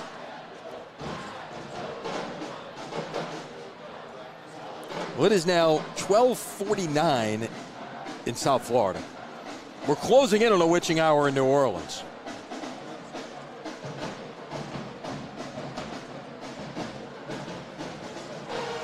Look, that's 2 guys right there have had heck of ball games Yes, here they tonight. have. Yes, they have. Mr. Bennett and Mr. Anderson. They're going to be playing on Saturdays, and let me tell you, they both got a chance to be playing in a few years on Sundays as well. So, referee's going to go over the options here.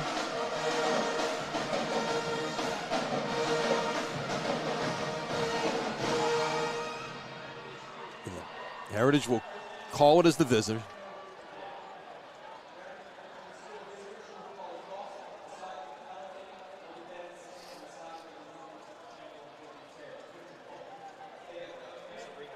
Called heads.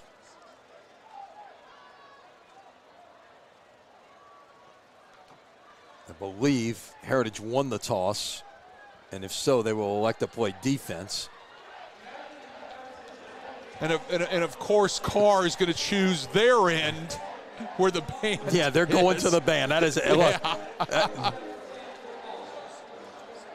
That's awesome. strategy. Yeah, well, yeah, I'd have done the same thing. Yep. No win to contend with. Nothing. Right, but yeah. You know, it's like, But that- but that playing band into the, right- yeah. no That- student section or anything. You play, go play to the band. Exactly. All right, so it will be Karr football to start the overtime. We'll be playing towards the end zone to our right. Towards the interstate. Right. Or the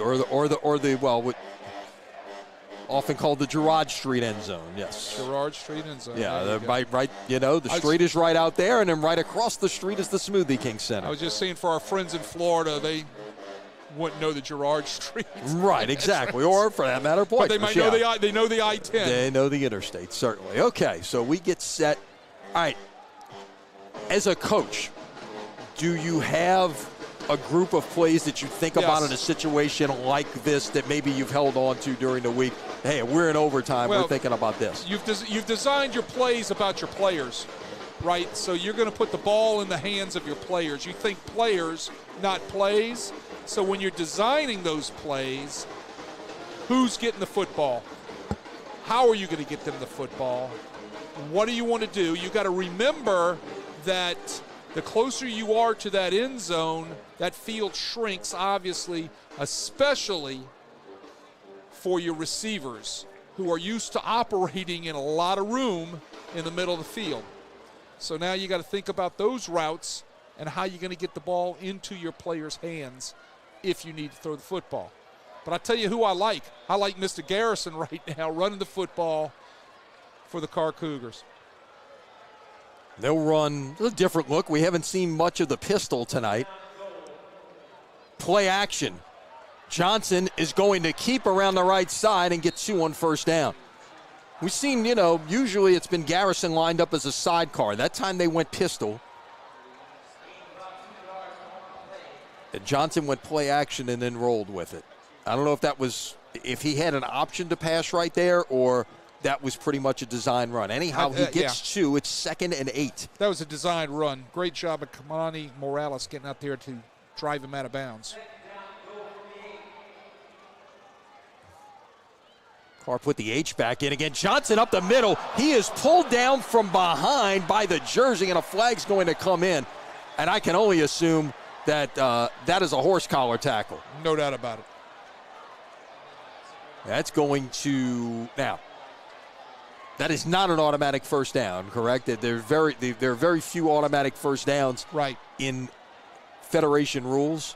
That is correct. But it's not, obviously, they'll keep the down. They'll get half the distance to the goal. Let's see where they mark it from, but it's going to be 2nd down and goal at the 2.5. Correct.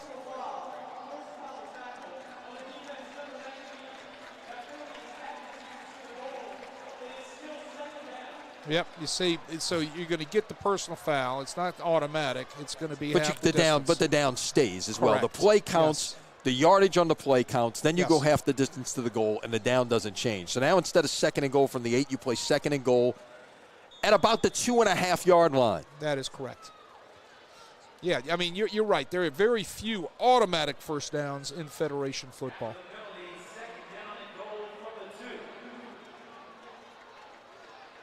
So a 3-yard gain and then a 3-yard penalty.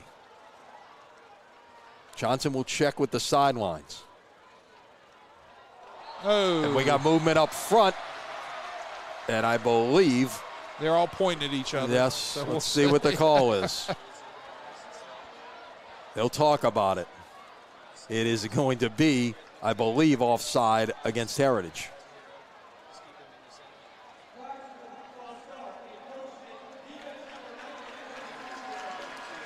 So Bennett moved first and then caused the offense to move. Yeah, I mean. And Bennett's had a great night, but he's picked up a couple of penalties right here. 14 penalties now tonight for 110 yards for Heritage. So now they're going to play from the 1. And look, we talked about Cameron Mumford earlier. He's in there really more like a fullback now that he's been an H-back. See if they try to go behind him. They try to get Garrison behind Mumford. Didn't get anywhere. There was some terrific penetration that time by the Heritage defense. Guess who? Dylan Bennett. Yep, making up for those couple of penalties. Makes the stop, and it's going to be 3rd and goal. They got to contend with another cramping player. That is Kai Marley Brown. I've checked that. That's 5. I'm sorry. That's Isaac Tanis. Yeah, Dylan Bennett, again, blitzes. He blitzes the play side A-gap that time. Nobody touches him, and he just knocks everything up at the backfield. And in the backfield, and it's going to, bring up 3rd and 3. So, I mean, you got to run downhill right there. And I would have loved to seen them run downhill with Garrison in between the tackles instead of trying to get east and west on such a fast football team such as Heritage, especially as this field has shrunk down inside the red zone. Yeah. But with the skill that is out there for both of these teams, trying to score from the 10-yard line can be challenging because you're really compressing. You're used to operating with athletes in wide open field, catching balls, running balls, making people miss, outrun people, go over the top of people, whatever. So when you're reducing the field like you have down here inside the 10-yard line, hey, advantage defensive back, advantage fast linebackers. In the second half, our stat man, Tommy Cooper, Karr has run 41 offensive plays to American Heritage 14. Oh.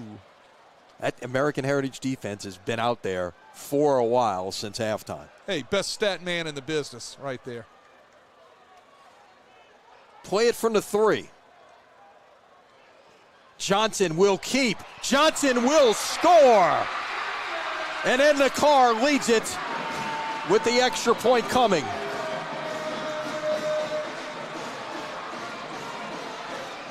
Quarterback sweep right off tackle. Everybody blitzes inside from American Heritage. Everybody blocks down, kicks out. He sweeps off the left edge, walks into the end zone.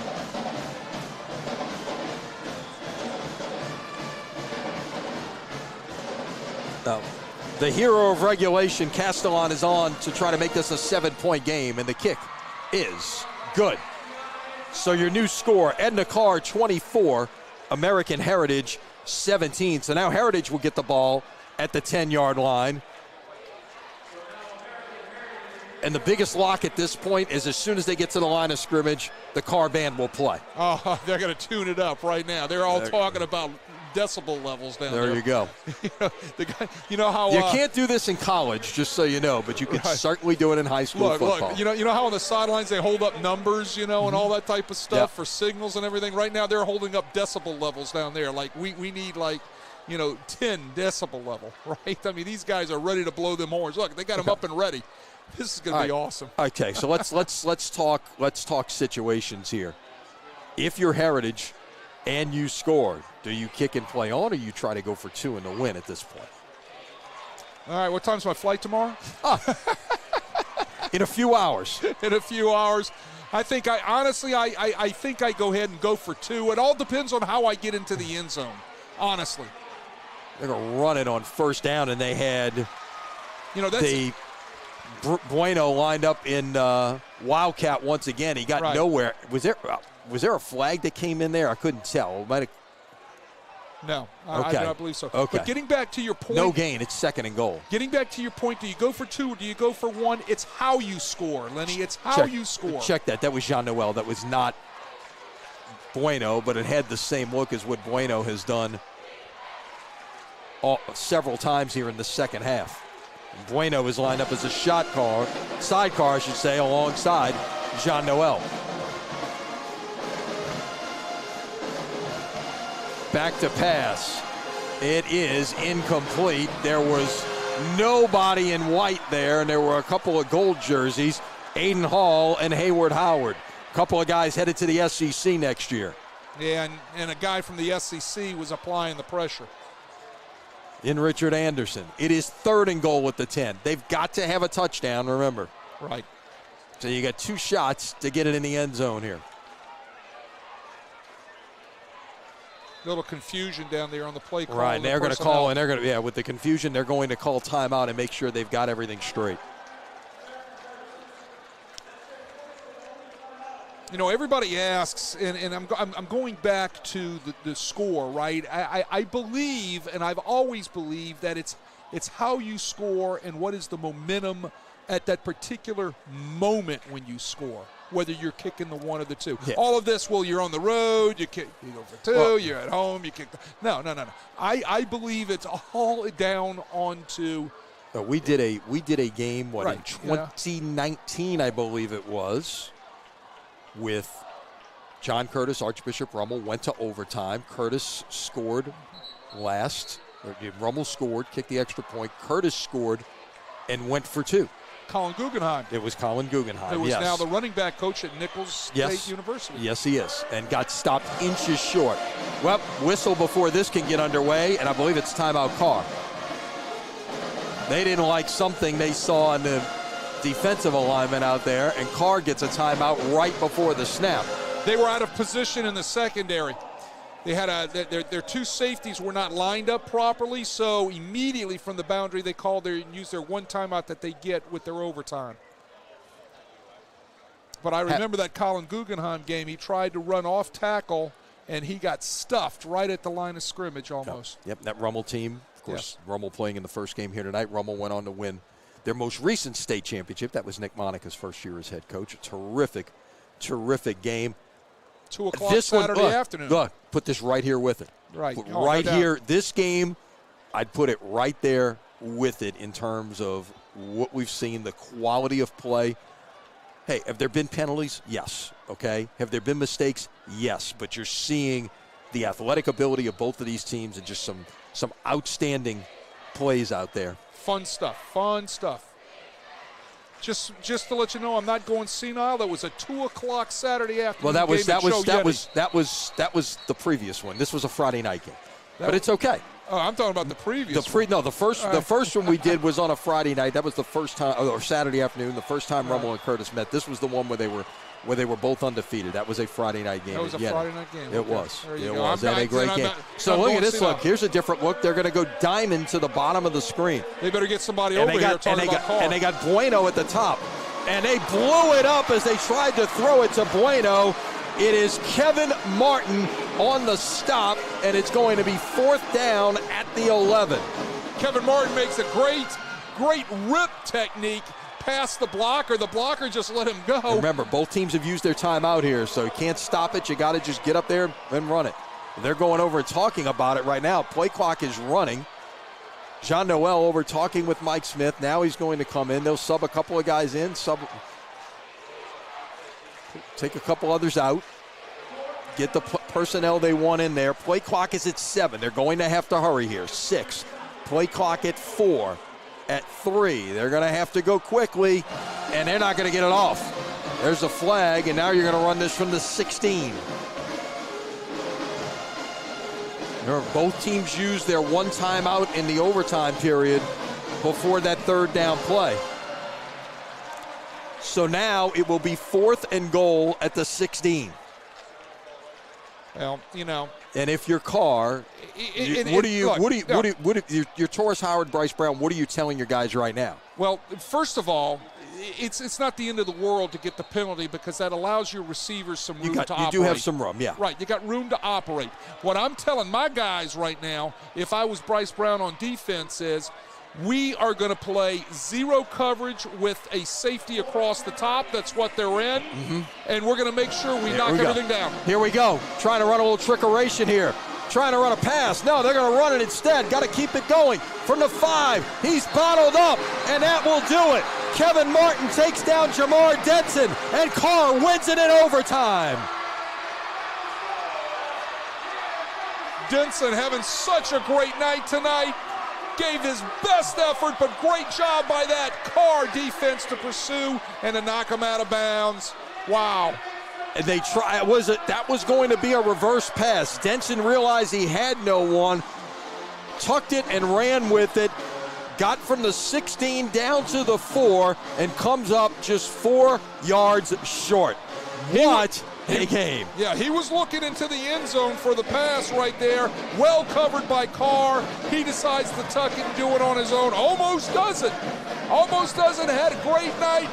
Too much defense right there on that last play. Karr flies to knock him out of bounds. Hey, both teams gained a lot from tonight by playing each other. Mike Smith and Bryce Brown with an embrace. Both of these teams, Wade, are going to be better for having played this game tonight. No doubt. This was advertised as the best game in high school football in America tonight, and it delivered. We saw immense talent on both sides of the field. Was there one guy missing? Yes. But it didn't take away from the quality of what we saw and the drama that we saw. A last-second field goal to force overtime, and then Karr delivers in the extra period. They get the touchdown from Johnson, then they get the 4th down stop to win this one 24-17, and the Cougars extend their winning streak to 16 games in a row. American Heritage drops to 1-2. Your final thoughts, Wade? Hey, look, I tell you what, whatever you paid to come into this dome tonight to see 2 great football teams, 2 great football games, 4 great football teams, it was well worth it. And then this was like the cherry on top tonight. These 2 guys out here getting some lanyap at the end. That's for you folks from Florida. That's a little bit of extra playing time, a little bit of extra football, even though it's way past midnight in Florida. We hope you enjoyed this because this was exciting. Well, we got Florida versus Louisiana again tomorrow in Tiger Stadium with Florida and LSU. We got a lot of people to thank here tonight. Dan Kane, our producer. We got Tommy Cooper on stats. We got Sam and Sabrina bringing you the pictures. Wade, you did double duty tonight. you delivered in 2 broadcasts. The New Orleans teams go 2-0 in this Inspire the City Invitational in honor of Ed Daniels. Your final score once again: Edna Karr 24, American Heritage 17. We thank you for joining us, and stay with Crescent City Sports for more coverage of high school football next Friday night. Check our website and social media for updates. For Wade Kaiser and for our entire Crescent City Sports production team, I'm Lonnie Van Gilder saying good night from the Dome. Once again, your final score: Edna Karr 24, American Heritage 17 in overtime. Good night, everybody.